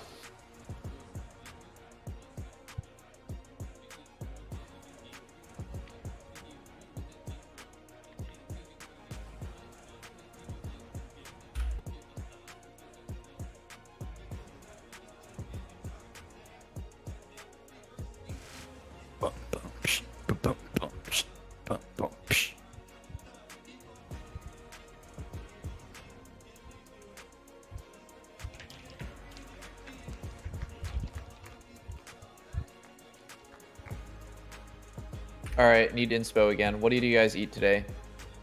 Food. Food? Lots of food. Mostly food, some coffee. There it is, the Seraphine ban. Food. So does EG match ban Zeri, or they are okay with? I'm almost thinking like give Zeri and then pick like Sivir Lulu. Okay, Couldn't this is C9 weird. first pick Lulu there and then get either Sivir or Zeri with it? Yeah. So now, what's happening? It's going to be Zeri versus Sivir with no enchanters, or it's going to be Sivir Renata, which is not really anybody's favorite thing to play.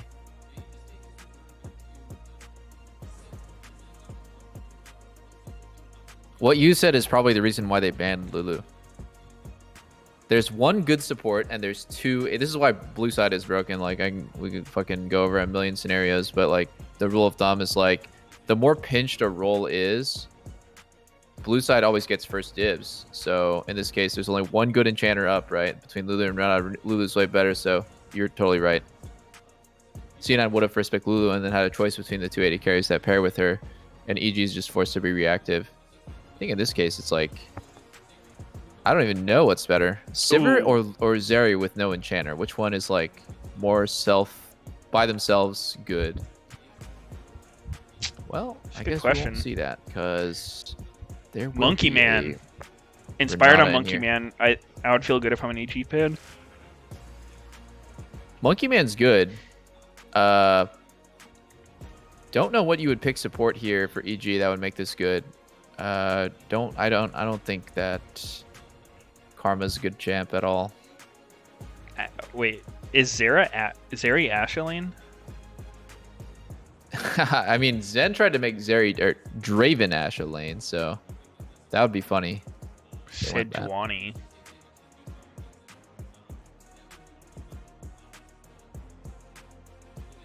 Yeah, EG was picking red side. This game, C9 got pick on side.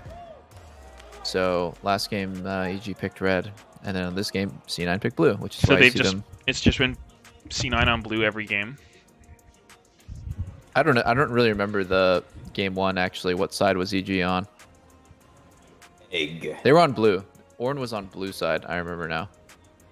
Oh yeah, you're right. So. You're actually right.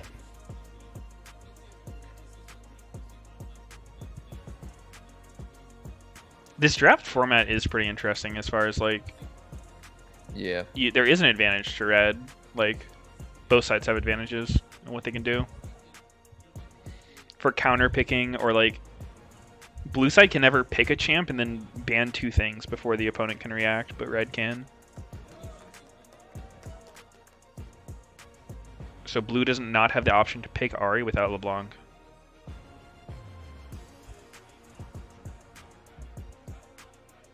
I need to get this music in my veins. It's actually kind of banger. What does Jensen Had it go kinda here? low. Is it a lasagna angle? Looks like a lasagna. Lasagna. Back to lasagna. You think Jensen should play Lissandra with Sedge though, and Renata? It's pretty risky. If you fall behind, your CC gets It's not great, but cuckolded pretty hard. I could see an Ori Camille angle again. It's pretty similar, or almost exactly the same as what they picked in game one.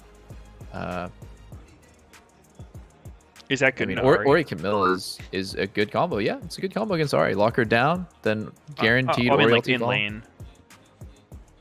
I don't know. No way. That No is way, man. Maybe this is the best they can do. Like, there's no good options. really the only thing I could ever imagine EG to have done differently in this draft is pick Renata themselves. Even though Sivir Renata's not that great, it's just about taking it away from Zeri, and then you run the risk of just having a weak comp yourself because you wanted to take something away from them. Then they also get counterpick. Poppy Oh, said- Jesus. They are really putting all the fucking... They're just putting it all on Berserker this game to hard 1v5. I mean, I think Fudge needs to pick some kind of carry. Oh, I hate that. Oh, Olaf with... It's Sedge top, Olaf jungle. Oh, you're right. Holy shit. My I God. fucking... I like that. 5 head. Dude, I am just so...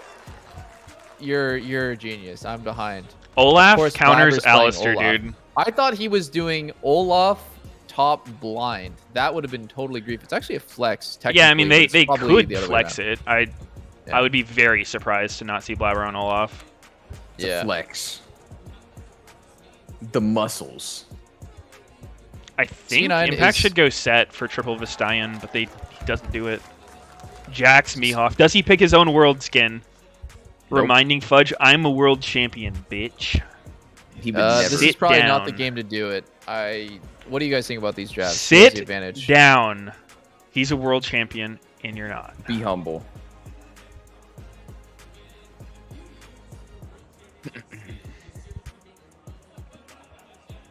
I think C9 has super advantage in draft. They Do you think- upscale massively. Do you think League should and do a season with like TFT synergies for champs? So if you that'd have be like funny. multiple champs of a similar group, you get a bonus. I played Glacial in LCS once. It actually was good. The comp was insane. It was So Bully good. top and Ashbrom bot, and I think it was Lissandra Sejuani mid jungle. Actually, not bad. It does have Braum. Oh my Or god, wait, no, Max I think Waldo it was says, a where Nivea you mid. at? Anivia, not Yo, you see him? Legit. Anivia Nunu. See. Let me see. Wait, what are you saying? Max Oh. Waldo was first to the coach handshake, and he's doing like the Yeah. looking around emoji. Oh yeah, I see it now. Yo, it's pretty good. Can we get much higher? What does that mean? What's that reference? It looks like a reference. Like, can he smoke some more? I feel like that wouldn't make any sense. It's probably something else. Oh. Wait, It's Kanye? I'm wrong. That would. Wait, require he's something not to be using his wrong. world skin. That just couldn't happen. Dude. I wouldn't normally call Impact cringe, but that is a little bit cringe. No SKT. A skin impact. custom made specifically for him. And he's looking his gift horse in the mouth. True.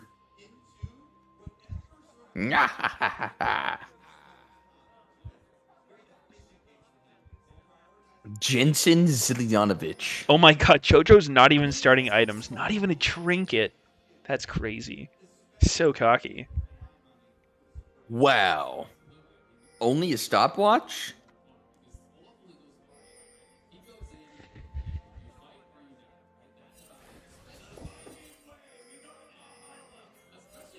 Jojo, no items? He's Lol. actually joking, right? Or if this is bugged, then it's bugged, right? But we'll see pretty quickly. Yeah, we'll see if he managed to get out of base without auto giving him a trinket. No, not the trinket, the corrupting pot. Uh-huh. We're getting baited. We're getting baited. Wait, what? Did it show already that he has an item? Bro, how could he not have a trinket? If the No, not scoreboard's trinket, working. bro.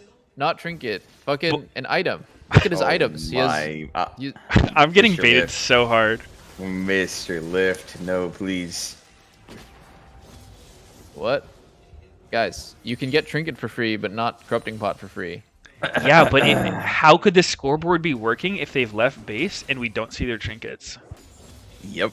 Yeah, but the scoreboard could be bugged. No. And Shut the fuck at the my same time, he could have not bought his my item. head. I'm actually exploding. Somebody help me. Like he could have trinket but not corrupting pot. No. Oh man, I learned he so didn't much have a every time trinket. we do these. Pass What do you the think about base or him what? literally not having a trinket? You guys totally don't understand. Actually, I think we do.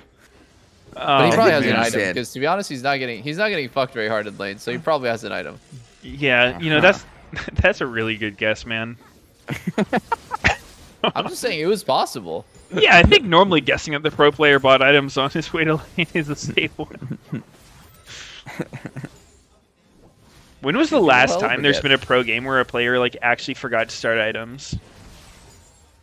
And then like got to laning It's phase. not that crazy. It happened at Worlds. Yeah, well, okay, Literally- like getting to lane is the hard part. Did I mean, it'd be one thing to really- like not do it and then recall before minions spawn because someone's like, "Yo, no fucking items." No, But like literally, I'm pretty sure Rookie went into lane with no items once at Worlds. recently, I don't know how recently it was. Might have been during IG's Worlds win. Rookie versus UCal. someone said rookie game 5 in 2018, so 4 years ago. Jesus. Damn, that felt a lot more recent than 4 years ago. What the fuck? COVID time doesn't count. I think anything that happens in 2022 is just as recent as 2020. True. Oh, we got booze. Meteos is wrong, I guess. They didn't like what you said, bro. Oh, No. we got booze. You guys are trying to get drunk? Yep. It's almost game 5. I mean, I guess we have to. Yow!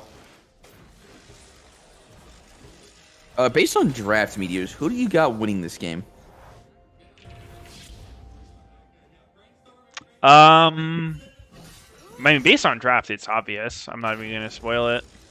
Yeah, that's kind of what I was thinking. I mean, it's pretty clear who's going to win. But no spoilers, of course. Yep. Holy fuck, look at those win rates. They're almost matched up. Like they played those champs together, but they didn't. Yeah. They definitely didn't. They definitely never did Zillion Olaf, though? Maybe some of them are from that. Maybe once. People Lot of always kindred forget about silly. Jensen Zillion, man. We actually busted that shit out on TL Turbo Banger. Wait, I'm one of his 2 losses. I just remembered. Oh. How does it feel? Tarnish the record. It always feels good to shit on your former teammates. Oh, like you made him lose? Yeah. Oh, I mean, I the way played- you said I it made it played sound like against- you lost with him on your team. Yeah, No. that's what it sounded like. No, oh, my bad. No, I fucking played against him in playoffs. My last playoffs. What did you play? Senna. Off. You beat him with Senna? We played Senna Leona versus Senna Leona.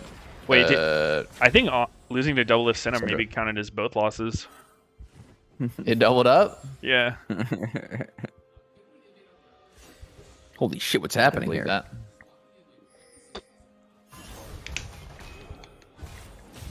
Oh my god, Impact's just running train on Fudge. Mr. Bonkers. Wait, dude, how often do we see this dynamic where in a series it switches between like one top laner playing like the scaling tank into the carry?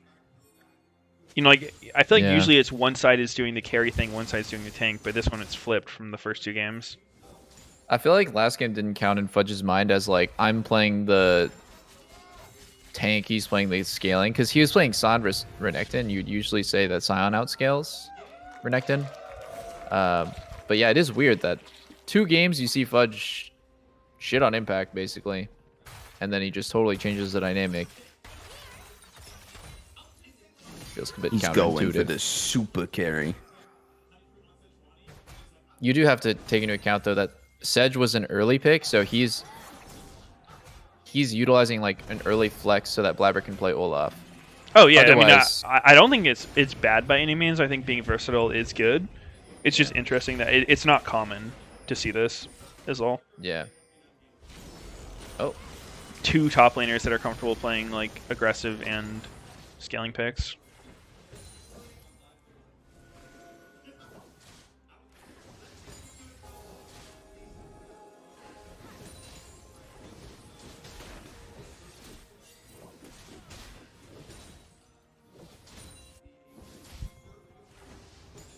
This is the third time this game that people just randomly have shown on midwave. This one's for a stack. The last time I don't really understand why Inspired taxed mid. Maybe he needed it to stay caught up with Olaf. I was gonna make a joke about the fucking mid matchup because it was a couple times where Inspired just does a drive by and like duo lanes for a sec. A little weird. Definitely about getting XP. I don't think Inspired's an idiot, but.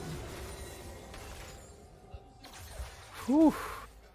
I feel like Jensen's really on the clock this game. So oh.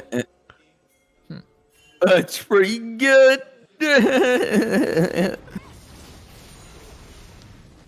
On the clock. You don't get it, Sneaky. Wait, no. Nah, you don't get it. Oh. You're not smart enough. Sorry. Oh. This is so many times in a row. What Is the this fuck? fasting Ari or what?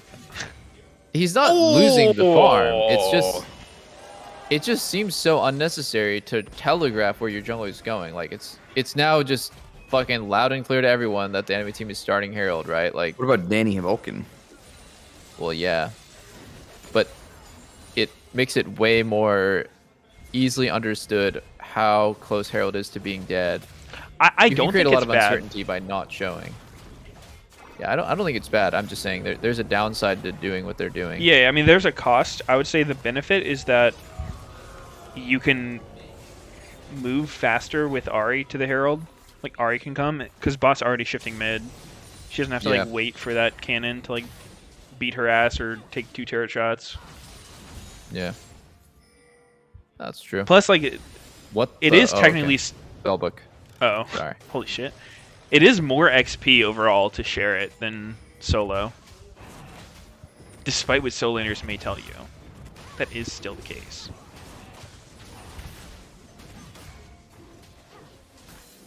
What the hell are you saying? Have you been spouting bullshit for the last couple minutes, Meteos? Alright, I'll just stop talking. This is now a Okay, Valorant thank you. co-stream. I'm sitting here just looking at it. I've got my... Oh, God!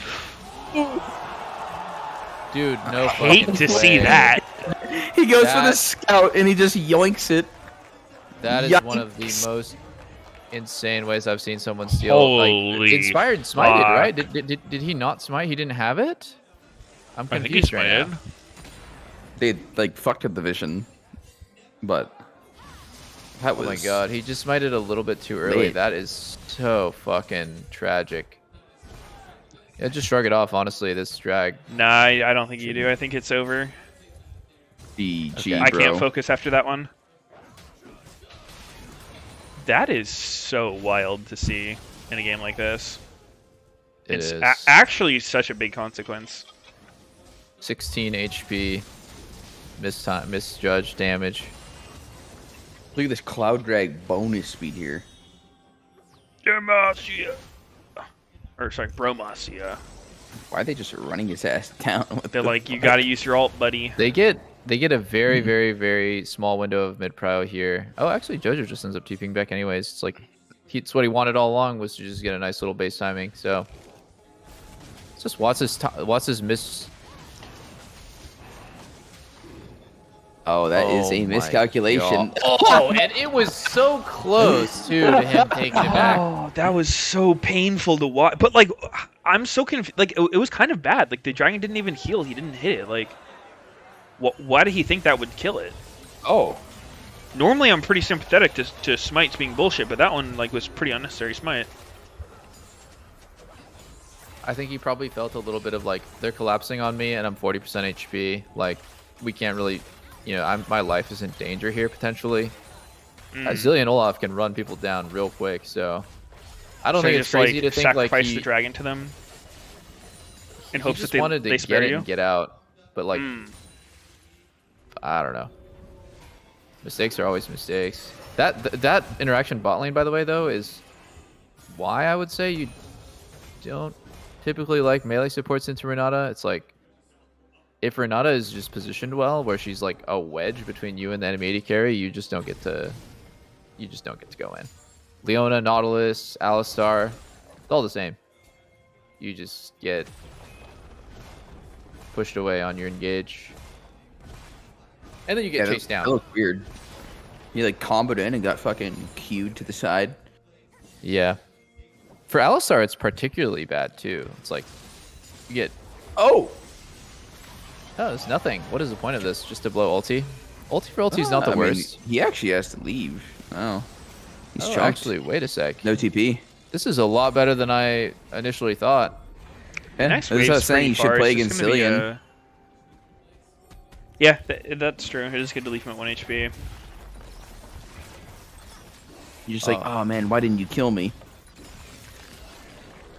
I think the 3 plates is great, but what's also they get at the end of that is a lot of information. Like you got to see right there, Sven fogged bot side. Blabber just cleared the way if he fogged bot side. Like they get so much info, and on the flip side, EG doesn't really show their intentions anymore. They just drop the herald and disappear. I guess now Fudge is calling that Inspired must be bot side since just randomly counter jungled him.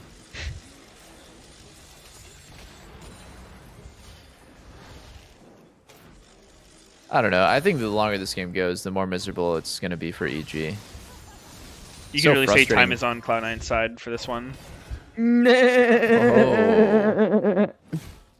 It really actually is. Fuck you, Sneaky. How the fuck are you ever killing Zeri through these 2 anti-death mechanics? They need, dude, imagine they went Kindred this game. That would be the perfect Kindred comp. Renata, Zilliano. What happens if Sejuani. you? What if you're I think at playing that with point it just Renata? gets really confusing. Not even good. Can you get Zillion ulted at the end of the Renata revive? Who the fuck is using their abilities first? Or are you just going to get quadruple overlap? I feel like... I don't know what the fuck would happen, actually. Yeah, I don't know either. C9 was one I of think the he best would still Zillion die. I players. don't think he would just, like, actually come back to life, but I'm not really sure. You don't think you get Zillioned? I mean, you might get Zillion, but I think it would still keep taking you down or something. Oh, like, wait, really? I feel like if you get Zillion, you're fine. Because I mean, like the weird part is, like, say you got Renata and your GA came back up during the Renata W. Like, what happens? I don't know. Do you get GA revived? I still don't know. Wait, say it again. Your GA comes up during Renata's W? Yeah, I think you would get GA revived. Yeah, so then it should work the same with Zillion. Yeah, I think it would. So I mean, you think that, like, you're getting jumped on, Renata ults you die, you're in the gray health, and you get Zillion ulted, you think you just fully come back? Yeah. Because Renata's Really? ulti doesn't let you die and then put you back to life. It just delays your death. It just says you cannot die for this time. Uh-huh. At least that's my interpretation. Yeah, of, like, how I have the no. I mechanic feel like is. someone in chat must actually know, right? Like, it's not an unheard of comp. I just don't remember ever seeing that. Whoa. Can you really fight, Fudge?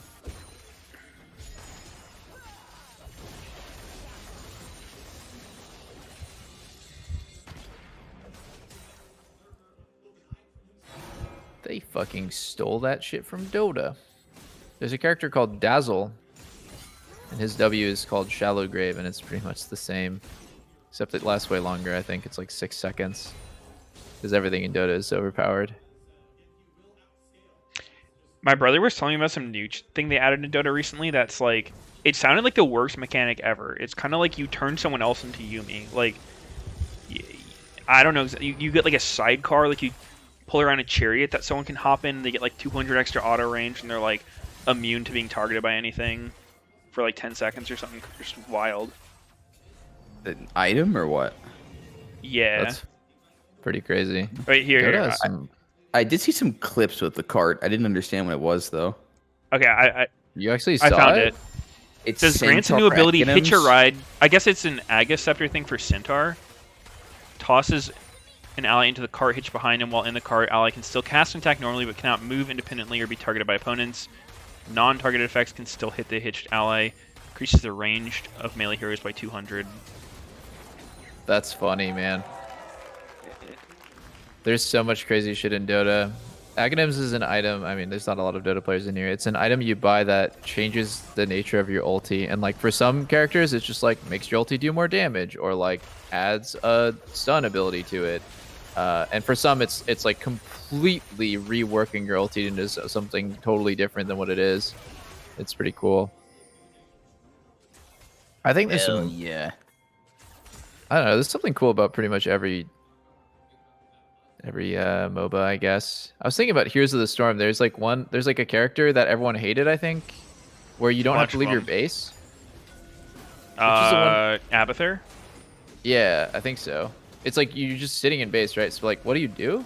What does that hero do? Well, it does a couple things. Like the main one people do if they're just legit AFK in base is they have like a mini Shin ult where you can. He's like a Zerg egg type guy.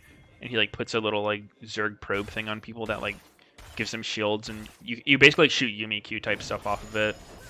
You just attach. So you're buffing your teammates from base. Yeah, that's fucking toxic. Yeah, but like the other thing he does is he like spawns minions from his own body that like soak lane XP. So like in theory you're supposed to like park your body on the edge of like the range where someone could come and kill you. Because like if you find Abathur and kill him, he's like actually uselessly weak.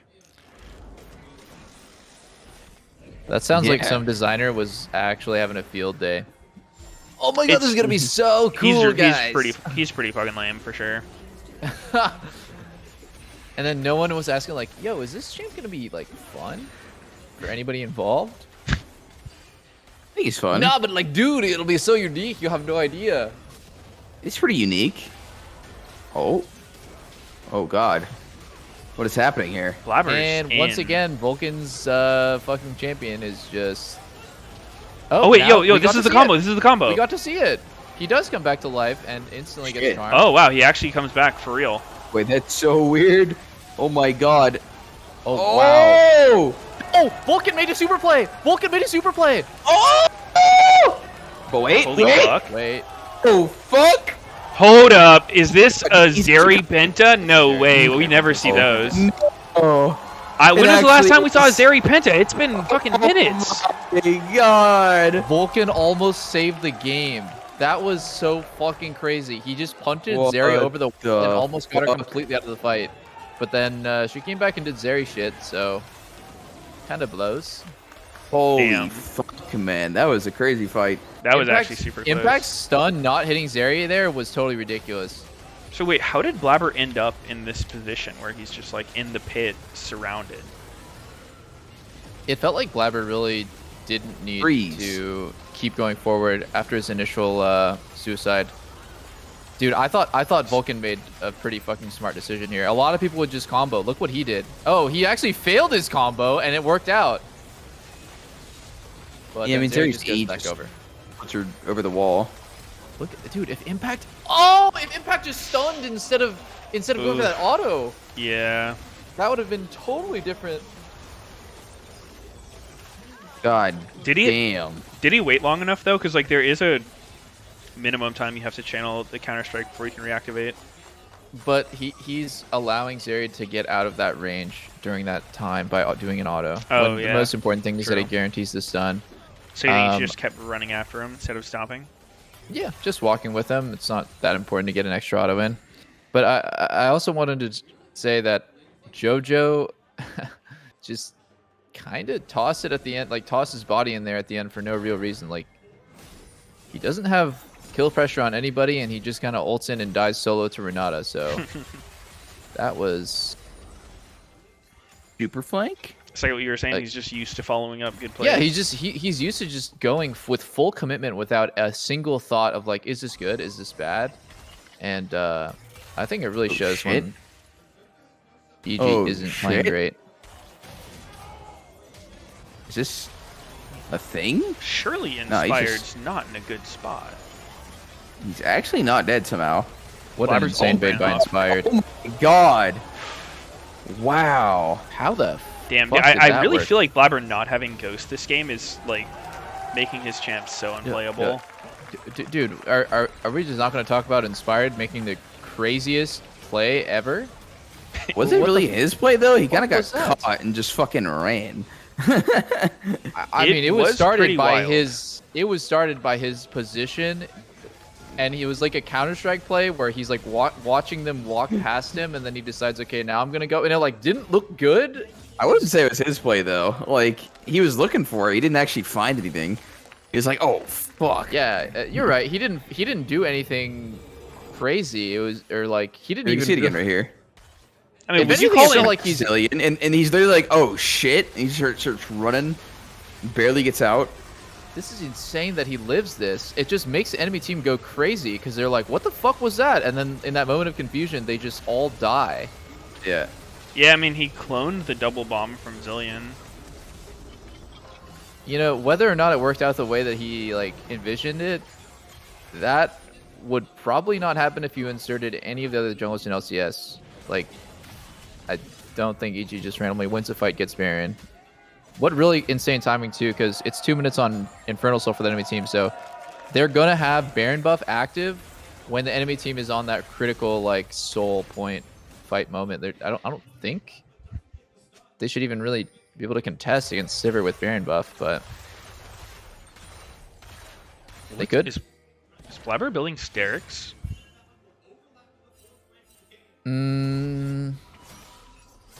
I don't actually really know Blue Ridge's Who the items fuck all that builds well. Sterix. What should he build? Death Dance, even Deadman played, dude. Like he's actually just getting kited. Like some kind of move speed would be good.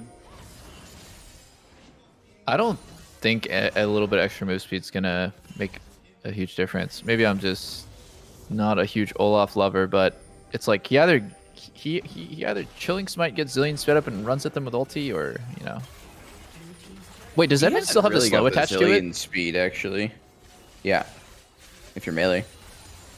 So like, does it happen on auto, or like if he hits an ability? I mean, Q already slows, but Auto triggers the Deadman. okay. I mean, it's not bad.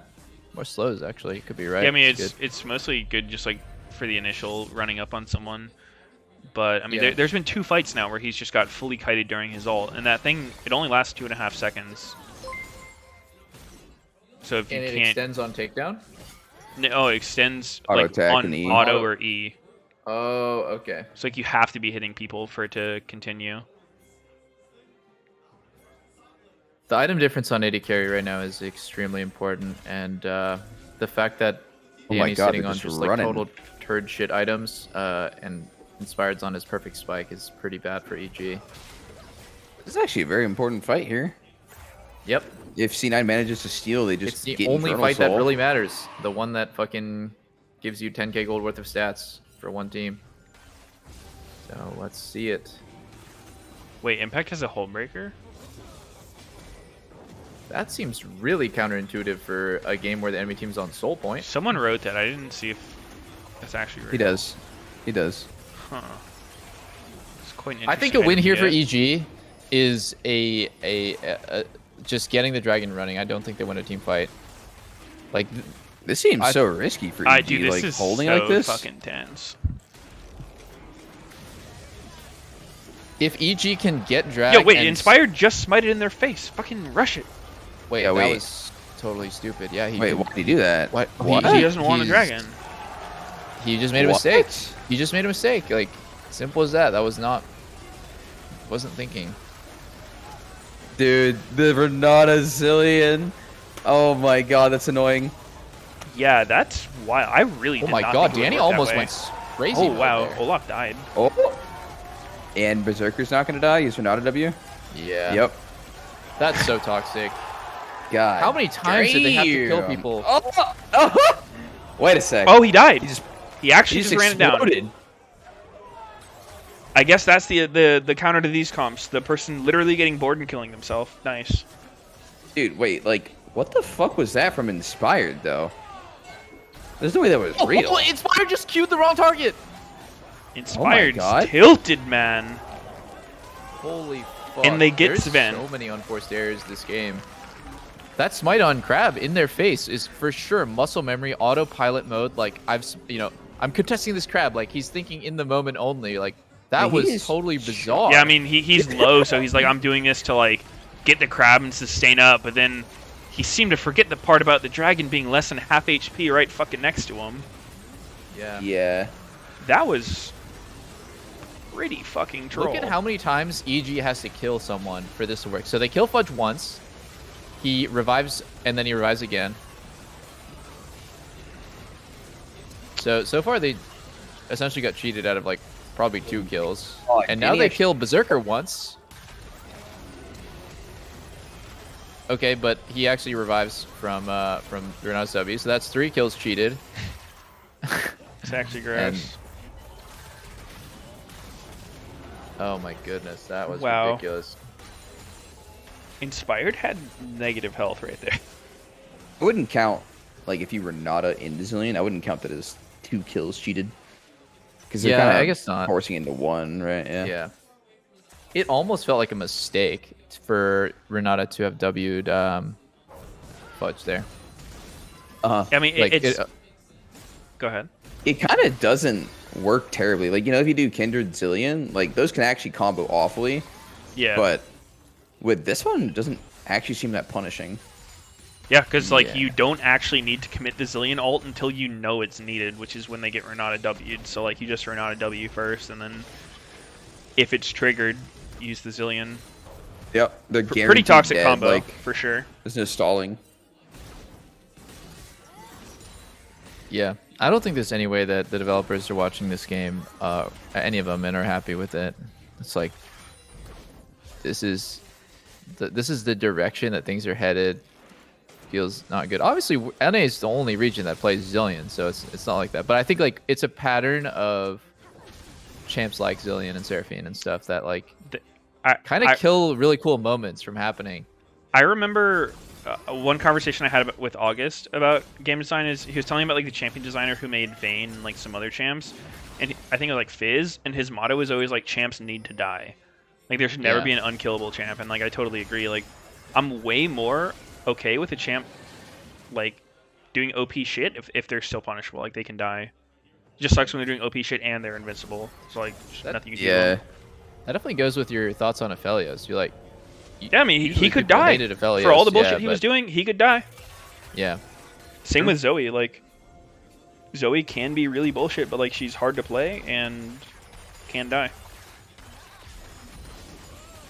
And she's so random. And she's extremely random. And Danny missed a cannon again. That's like Unlucky, the 7th man. cannon. He would have had an IE by Nice now if one. he got these. I'm not even kidding. If he had a little bit 30 more cannons. CS, he would have had fucking Lord Doms for the last fight. Like he's, Oh my god, this thing's dying. yeah, it's getting fucking Spider smelted. is not even in range. It doesn't look Good like he engaged by wants it, Vulcan, man. but what does it get him? Nothing. He just goes in and dies. He's getting What Olaf. the? Oh, Inspired's hitting a bunch of people, not really doing damage though. Oh, This is one of Wow, the that most. Zillion Someone's bomb got did a lot of deleted. damage.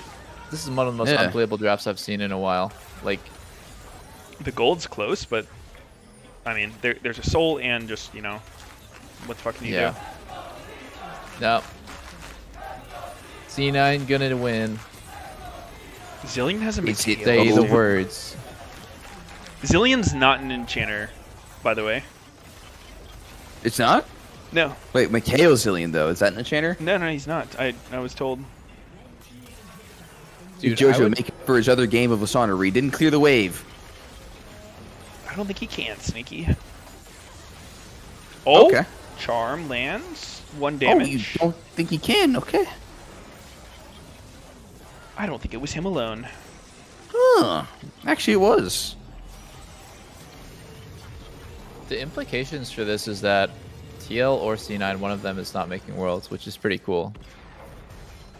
Yup. TL or C9? I don't know I about think C9, C9 but, TL or qualifies EG. if they... TL or C9 EG.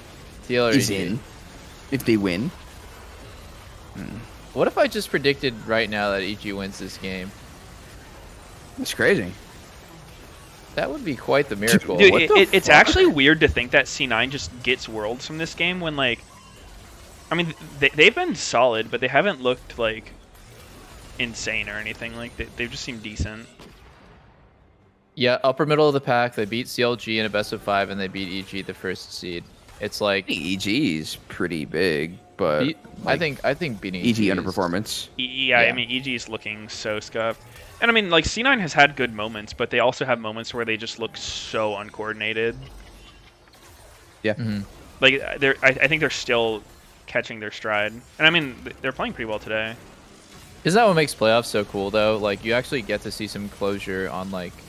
It feels like the regular season is all just fluff and build-up for the parts that actually matter, which is these series. Yeah. True. It's like, finally, some fucking substance to a game. We get to decide something that's balanced and totally 883 Meteos to That a looks full fun. tank. No, the cooldown is so long, though. It's like... Yeah, it's like Luxel. It's like 40 seconds. Oh, wait. Man, I really got to question the hull breaker buy in a game like this. Oh my god.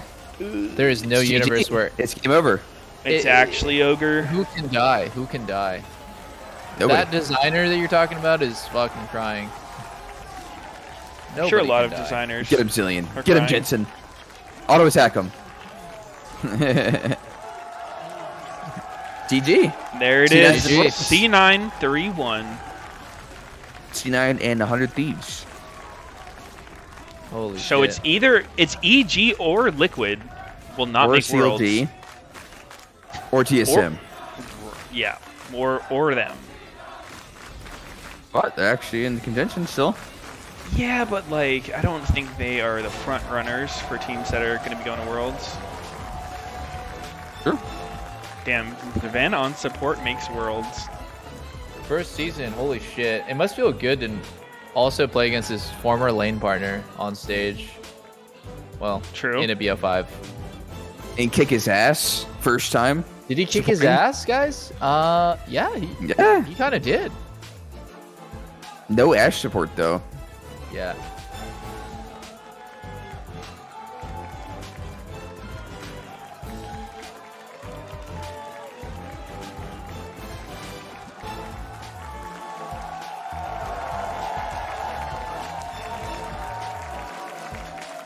Ooh, now we get a banger Sven pro to pro. Yeah, that would be good. 2,000 words a minute. Rap oh my God, god, Sven. yeah. Can we just hear him freestyle for us? Hold on, pause the replay. Damn. Actually, dude, maybe getting a fucking first round bye in playoffs is actually a curse. Like, it's think getting it to a is. point where I feel like the teams that don't, the teams coming from the lower bracket or whatever, like, seem to win more than the team that gets a bye. Yeah, I think it is. What about 100 Thieves? Well, that doesn't support my point, so I'm not using that data. Oh, okay, I see. Yeah. No, that makes sense. It's weird. I think... Yeah, I was watching the pregame thing for LCK, and they said some stat that, like, the first place team in LCK always wins summer. And then they did it. Oh, wow. I was like, that's actually a crazy stat. Yeah, Isn't the it? first Like, place team winning, like, I never Like would have from- thought. the regular season. Yeah, I Wait, you're really am saying the surprised first that place- the winning team won. First place regular season in spring? Win summer? Or No, first in, place? in summer. In Oh, summer, okay. they always win. Wow. It's weird. Like I think playing lower bracket runs and playing playoffs series, you can scrim all day, every day, but nothing will ever match up to a harsh lesson in a best of series. Like, you cannot learn that in scrims. So I'm a big believer in just playing more stage games, making people improve and teams improve faster. Yeah, this C9 tweet is actually pretty funny looking. Yeah, what? Tweet? Yeah, they made a tweet.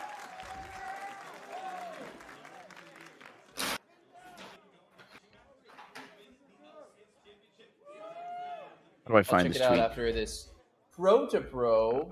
Definitely. It's Thank C9 you low. very Post much. game. I am here with one of the only men this week to not have to play 5 games in a best of 5. Actually, that's true. There's so many Cloud9. 5-game series. Zillion, huh? We had to run it back. Did you see Bjorg? You're like, wait a second, that looks pretty good. I mean, honestly, it's something we've been practicing for a long time, and it's something we always win with. We brought it out in the tiebreaker in the regular season. I was like, damn, like maybe we shouldn't have done that because now they'll know about it. But this was the perfect time to do it, and I'm glad it worked out. Yeah, for sure. You said when you came off stage, you felt relieved. Why is that? Yeah, I mean, I think the competition in LCS this year was by far the toughest I've ever experienced. So I thought, maybe this will be the time that I won't make it to Worlds. And I was really worried that, there was a chance we couldn't make it to Worlds. So I'm just super relieved that we actually qualified, and now I can focus on the rest of the playoffs. Yay! I was going to ask you, you actually have never missed Worlds, since joining the LCS. So congratulations on making it back in. How does that feel to be back? I mean, you took a split off, coming back on Cloud9, and all of a sudden you're back at Worlds. How does that feel for you? I mean, I'm super happy it worked out because I think I had some very rough games this summer, so I was a bit worried. Didn't want to let anyone down, and especially myself. So I'm just, super happy that we were actually able to make it, and it was tough, but we're here. We've come a long way from Yone in the very early weeks of the split. What's been like the biggest change for you? Obviously, you've been playing forever. Like you knew the skill was always there. Say from Yone? Week 1 to now, what's been the biggest difference for you in your play? I think kind of just finding my Flaming ground is Yone? within the team, how I want to play with the team, and just honestly just my own individual performance. I thought it was a bit lackluster, and I was worried with the break that it might have suffered a bit. But I think towards playoffs, I always ramp up. So. Yeah, I'm just happy that things worked out, and I think now I'm in a pretty good spot, and I'm just looking forward to the rest of the playoffs. So after your first game, actually, or start of game 2, I talked to Max Waldo, your coach. He said feels like the best spot the team has ever been in. Do you agree? And kind of what's led to that, especially at such a perfect time now in playoffs? Yeah, I think so. I think we're finally coming together. I think we finally figured out how to play with the team as well. I mean, this meta is a lot about like AD carry, and I think we have the best AD carry, so that definitely helps. God damn. But yeah, it feels like we're finally like in sync as to how we want to play the game, both in like early, mid to late game. So things are finally coming together for us. And then last one, obviously, you're now qualified for Worlds. You don't have to worry about that anymore. It does mean you now have a date with 100 Thieves. Thoughts on that upcoming matchup? Oh, 100 Thieves. Walk in the park. Walk in the park? Walk in the park. I mean, I think definitely EG is the best team and the toughest opponent we had to face. So, I mean, if we can 3-1 EG, really? like 100 Thieves, I don't even know what happened. Better watch out, Jensen. Thank you so much for chatting Yo, with me, as Jensen's so always. funny, man. Sorry, what did you say? Thanks so much for chatting with me. Oh, yeah, thank you. And good work today. We're almost done, but not yet. We are going to go to the analyst desk. Easy. EG underperformed so hard. I think Yeah, it's hard to they say, did not look good today. I think it's hard to say that 100 Thieves is going to be walking the park. I mean, maybe C9 just played so well that EG couldn't even focus. I don't know, man. Like, JoJo, though? Maybe C9 was just so deep in his head from owning him. He just went cross-eyed.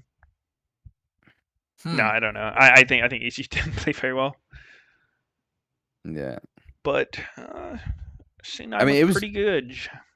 It's like the first 2 games. It was like JoJo and Danny just fucking dying, right? Mhm. Even Impact the first game, too. Where's Camille? The first game too? You mean the second game? No, the first game where Fudge was on Camille. Oh, that's game 1. Yeah, that's why I said game 1. No, you said game 2. No, I said game 1 too. You even repeated it back to me, dumbass. You said first game 2. Yeah, there you go. I need to get out of here. I am too fucking wasted for this. Too cooked. Just sipping Bud Lights all night long at the club watching LCK. This series was not as fun to watch as the last one. There were not a lot of like very even team fights, but cool to see C9 win. Weird state of EG. I wonder if they'll bounce back. I think what this does is set up for a much more exciting lower bracket because it felt like EG going to Worlds was a given. Yeah. We were already talking about oh, who's gonna fucking take the last spot? Is it gonna be C9 or TL? But spices it up for sure. Yeah. It would be totally fucking hilarious if who are the two remaining teams actually? CLG and TSM, right? Yeah. It'd be totally hilarious if one of them went to Worlds That- somehow. That would make Yeah. no sense. I mean, it would be a pretty big shock to everyone. Lower bracket is so competitive now. Like, holy fuck. It's basically like everyone's expected top 2 at the beginning of the split. I think it's like TL Super Team and then EG just winning LCS already. Dude, it's so scary for TL now. They're like, yeah, we're fine. We're versus TSM down here, CLG down here, like Yeah. easy win. Now they're like, oh fuck. Yeah. But who knows? It could just be that EG, like, mental boom implodes off this one loss. I mean, they have 2 really young players, and they are not known for their good mentals. So maybe EG just like fucking does the classic playoffs crumble under pressure and like becomes a non-factor, and it's easy for someone else to take the spot. Yeah. I don't know. I think it's cool though. Didn't they do a lower bracket run in spring? Did they? I thought they did. Well, Let's look it up. love to see it again then. Like I thought I remember them losing early very and then much. just I like am beating curious. everyone. Inspired. They're interviewing Inspired. Honestly, sucks to lose. How you feeling, man? I mean, I'm feeling off. No, not the best, I guess. Yeah, makes sense. I'm curious. It's always an interesting conversation. I feel like every now and then in playoffs we have it. Obviously, high seed coming from the upper bracket. This is your first time on stage with the team. Do you feel like that helped the team or hurt the team, or kind of what's your thoughts on getting to see all the teams, but obviously getting to play later? I mean, I think it was advantage for us that we saw C9 play before, but I feel like they kind of did a little bit different drafts than they did against CLG. So we didn't really expect the stuff that they were doing, or like we expected some, but not all of them. And I don't know. I think you can't really blame it though, that the fact that we are playing first time on stage in playoffs, it's like disadvantage or anything. I think they just came better prepared and they abused our draft mistakes very well. I think they abused the fact that we don't really play a lot of meta champs and they play all of them. So yeah, I think the drafting part was actually really hard against them, and I think that's what costed us a game. I feel like saying that when you're still in playoffs Obviously, is even though not the 3-1 the play. scoreline didn't necessarily reflect how close, especially a lot of those games were. How are you feeling, especially in that fourth game there? That did seem like there was a way in, even against the Zeri. I mean, fourth game, before the series, I was always saying to Banzilian second phase because Blabber really likes to play it, and they had already hyper carry. I think we didn't notice that we had like too much focus on Sejuani flex pick. We forgot about the Zillion existing, and they got Zillion second phase. And then I was not really sure what exactly we need to do to win, but I think we did pretty well in the early game. We got the Rift, and then we should have been able to finish the first Drake, and I think, but it got stolen, and I think from that point, their comp started becoming a bit online. We need to play very well with our split push and be able to get the soul, but somehow they were just getting Drake and Drake after Drake, and if the teamfight comp is like so early able to get the soul, I think it was very hard to play. But even though I think that first teamfight that like decided the game when we were 2k gold up, I feel like enemy, I think Blabber like went very deep. I think if we just keep calm during the fight and just don't run into the Zeri that still has ult up and everything up. I think like Alistar flashed combo. I think Ari like went forward and flipped that he will land the charm. I think if we just played slower then maybe they will not get that big of a lead. But the moment Zeri gets a triple kill, I don't know how to win the game with Zeri Zillion. Yeah, it's true. Obviously, plenty of stuff to think about. I know the team will do all of that kind of in the coming week. Very, but very kind of on that, good obviously the team is not out. This is just an upper bracket loss. Talking about your next the opponent game. is TSM, and more importantly, obviously, team needs to bounce back. How are you kind of approaching the next week of preparation? I don't know. Honestly, I don't know. I will need to think about it. What we need to change in preparation. I think it's kind of hard to change stuff drastically right now. I think we need to do like small adjustment, and hopefully we'll play better than we did today. Because I think today we're also making quite a lot of mechanic mistakes. I think usually Jojo is the playmaker on the team. I think today he was kind of silenced. He didn't really do many plays. I think he maybe he's actually just up maybe there the pressure shitting on got his to team him because it was like probably the most important series in his career so far. And yeah, I think there won't be too many drastic changes. I think we'll just focus on playing better. Yeah. And then on the mental side, is there anything that you or the team does to kind of bounce back from losses? Obviously, they suck, but I mean, I lost a lot already in my career, so I will try to make sure that my teammates don't feel too bad because we are obviously not out yet. And if we play well, then everyone will forget about this defeat. So I don't know. I will try to cheer my teams up, team up, and try to do better next game. Yeah, makes sense. Inspired. Thank you so much for joining me. Thank you. All right, with that, we are going to now go back to Hai, who's pro to pro. People always say that European players are like super toxic compared to NA, and like I have absolutely no problem with what Inspired is saying. But No, I mean, obviously a lot of people do. JoJo played like shit. He's not gonna, fucking lie to people's faces and say that it wasn't a fucking massive mid diff. He obviously, he doesn't need to say that stuff, but like It's a mid diffy. I mean, to me, it just seemed like he was like, understandably, like, kind of tilted about the loss, and we're like, I feel like he probably wouldn't want to be saying those things. Yeah. It depends on how it affects JoJo, obviously. Like, it wasn't horrible what he said, but it definitely, like, if I'm another team in playoffs and someone just loses a game and then it's like they punish our draft because we don't play meta champs, I'm just like, that's good to know. That is a really dumb thing to say for sure.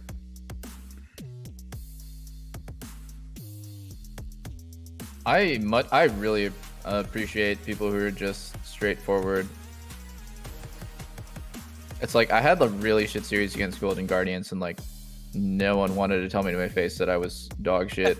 It's like I know that I'm dog shit. Like you guys can just like it's even pointless to fucking review the game. Like I don't even want to be a part of the fucking review. I just want to go sit there and like look at my shit play.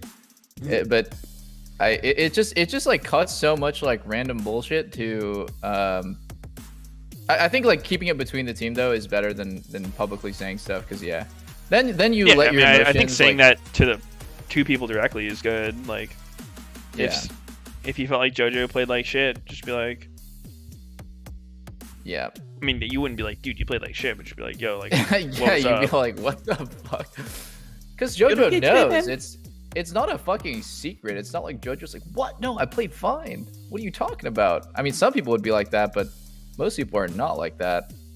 They'd be like, what the fuck, man? Am I in a fever dream right now? Yeah.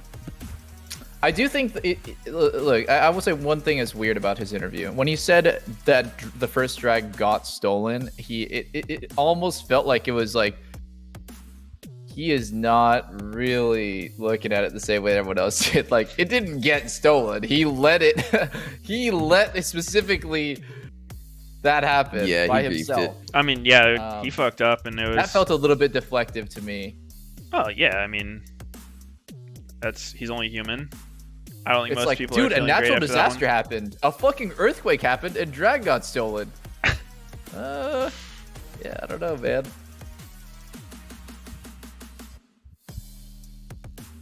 Yeah, I mean, it sucks, but it is what it is. You know what's funny? Every time a Lucis interview comes up, everyone's like on the fence about whether or not they should do Lucis interviews. I think there's a way to do them where it's the viewers really it's fucking entertainment. The viewers are getting value out of interviews like that for sure. Sometimes it's just the pure players awkward want pain. to. Yeah, but they don't force you to do it. By the way, Yeah. Unless they've changed the policy, it's not like you must do Lucis interview. Everyone's crying in the back. They're like, hey, would anyone like to do a Lucis interview? They're pretty respectful from my experience. Mm-hmm. Yeah. By the way, you could even tell the about pastry time like had a different energy to him when he was doing the interview. Like it was a lot more apologetic. Yeah, it was like a lower energy, like comforting more than like trying to be all hype.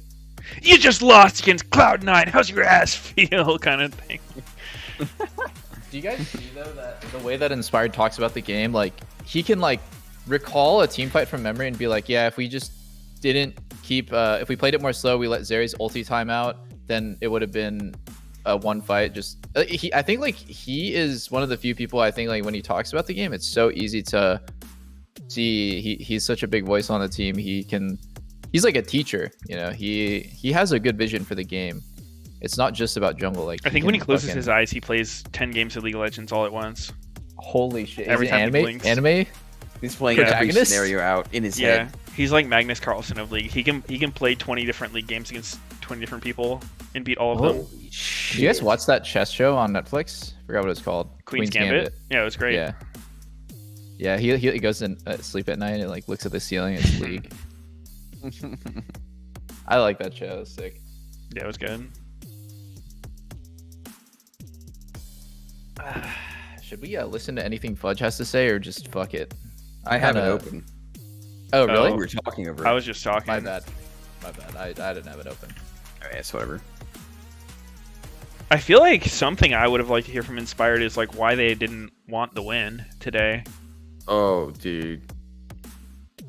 Like, So what about C9 this win wanted made it it so more. undesirable for them?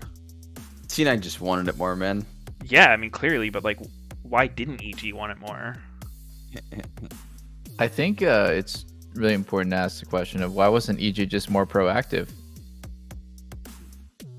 Why didn't they just go out in there and play their game? Why didn't they focus on themselves? No restraint or poise anywhere to be found.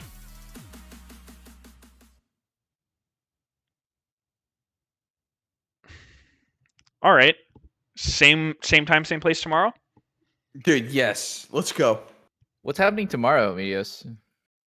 Oh, I don't know. Maybe games. the finals? The playoffs? Hello? The Proving Grounds playoffs?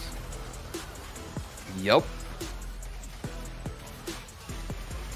I'm scrouching my back with my mouse wrist. Or sorry, my keyboard. Oh my god, no, wrist dude. pad. Look, no, Inspired is totally right. Did you see that? How the fuck is his memory so good? Does this guy have like fucking probably Lena's triggered. eidetic memory? He is totally right. Jojo did go for a charm that he thought he would hit, but was totally troll. What the fuck? I would never have noticed this in the middle of a team fight. That Wait, which one? On Olaf? No, at the very end on Sven, and Sven flashed it, and then what that did was it allowed Berserker to keep his ulti and lethal tempo stacks up to clean up the fight. If they just kite back there, it's a totally different situation. I was curious what he was talking about there. I thought he was talking about Alistair. I didn't really talking about Ari. How did Blabber did seem to like stopwatch mid charm? That was pretty weird. Is that like the flash bug? Probably. Yeah, I think so. Jojo definitely played the fight completely fine until that last ulti forward. And like, I think if, the fact that, first off, impressive, he memorized that in the middle of a game. He had just got off this game. But also, I'd be fucking so furious with Jojo. Like, that shit is just unreal, man. It's funny, before the game we're talking about Palafox was like admiring Jojo's split-second commitments to fights and stuff like that. It's like, this is what happens when it goes bad. That's why. That's why I thought a he lot was of talking people about don't Ali play like combo. Like here, are you sure? I think it might be this play where he like flashes in and knocks fucking Zeri over the dragon wall. Oh, instead of really? just killing Fudge. I thought that's what he said, but like maybe I heard it wrong. Something about Jojo's charm. Oh, I thought he if said something about a Sneaky- combo. Oh, fuck. Vulcan, I did actually I have fucking grief shit this fight. hearing. He flash pulverized the ground, and then tried headbutting, or he headbutted Berserker out. My chat says that he said both. Oh. I think we just both have hearing problems. We're getting old. True. Yeah, I'm pretty ancient.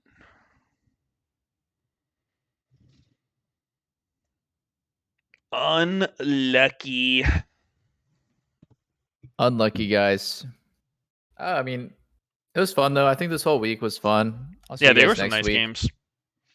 GG's, guys. Have a great night, or I guess evening, whatever. Am I still coming over later? Yeah. Let me just We're get the going outfits over. ready. Okay. Give me a bit to get ready. Sounds good. All right, peace, boys. Peace, boys. All right, stream. That was fun. I am gonna head out, but I'll be back tomorrow and Tuesday for solo queue streams. So if you enjoyed, be sure to follow the stream and follow me on Twitter at MeteosLOL for stream updates. Who noticed I was wearing a C9 shirt today, by the way? I'm not saying that's why they won, but I'm also not saying that's not why they won.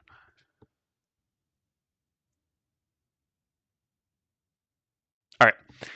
Take care, everybody. It was a pleasure. Till tomorrow.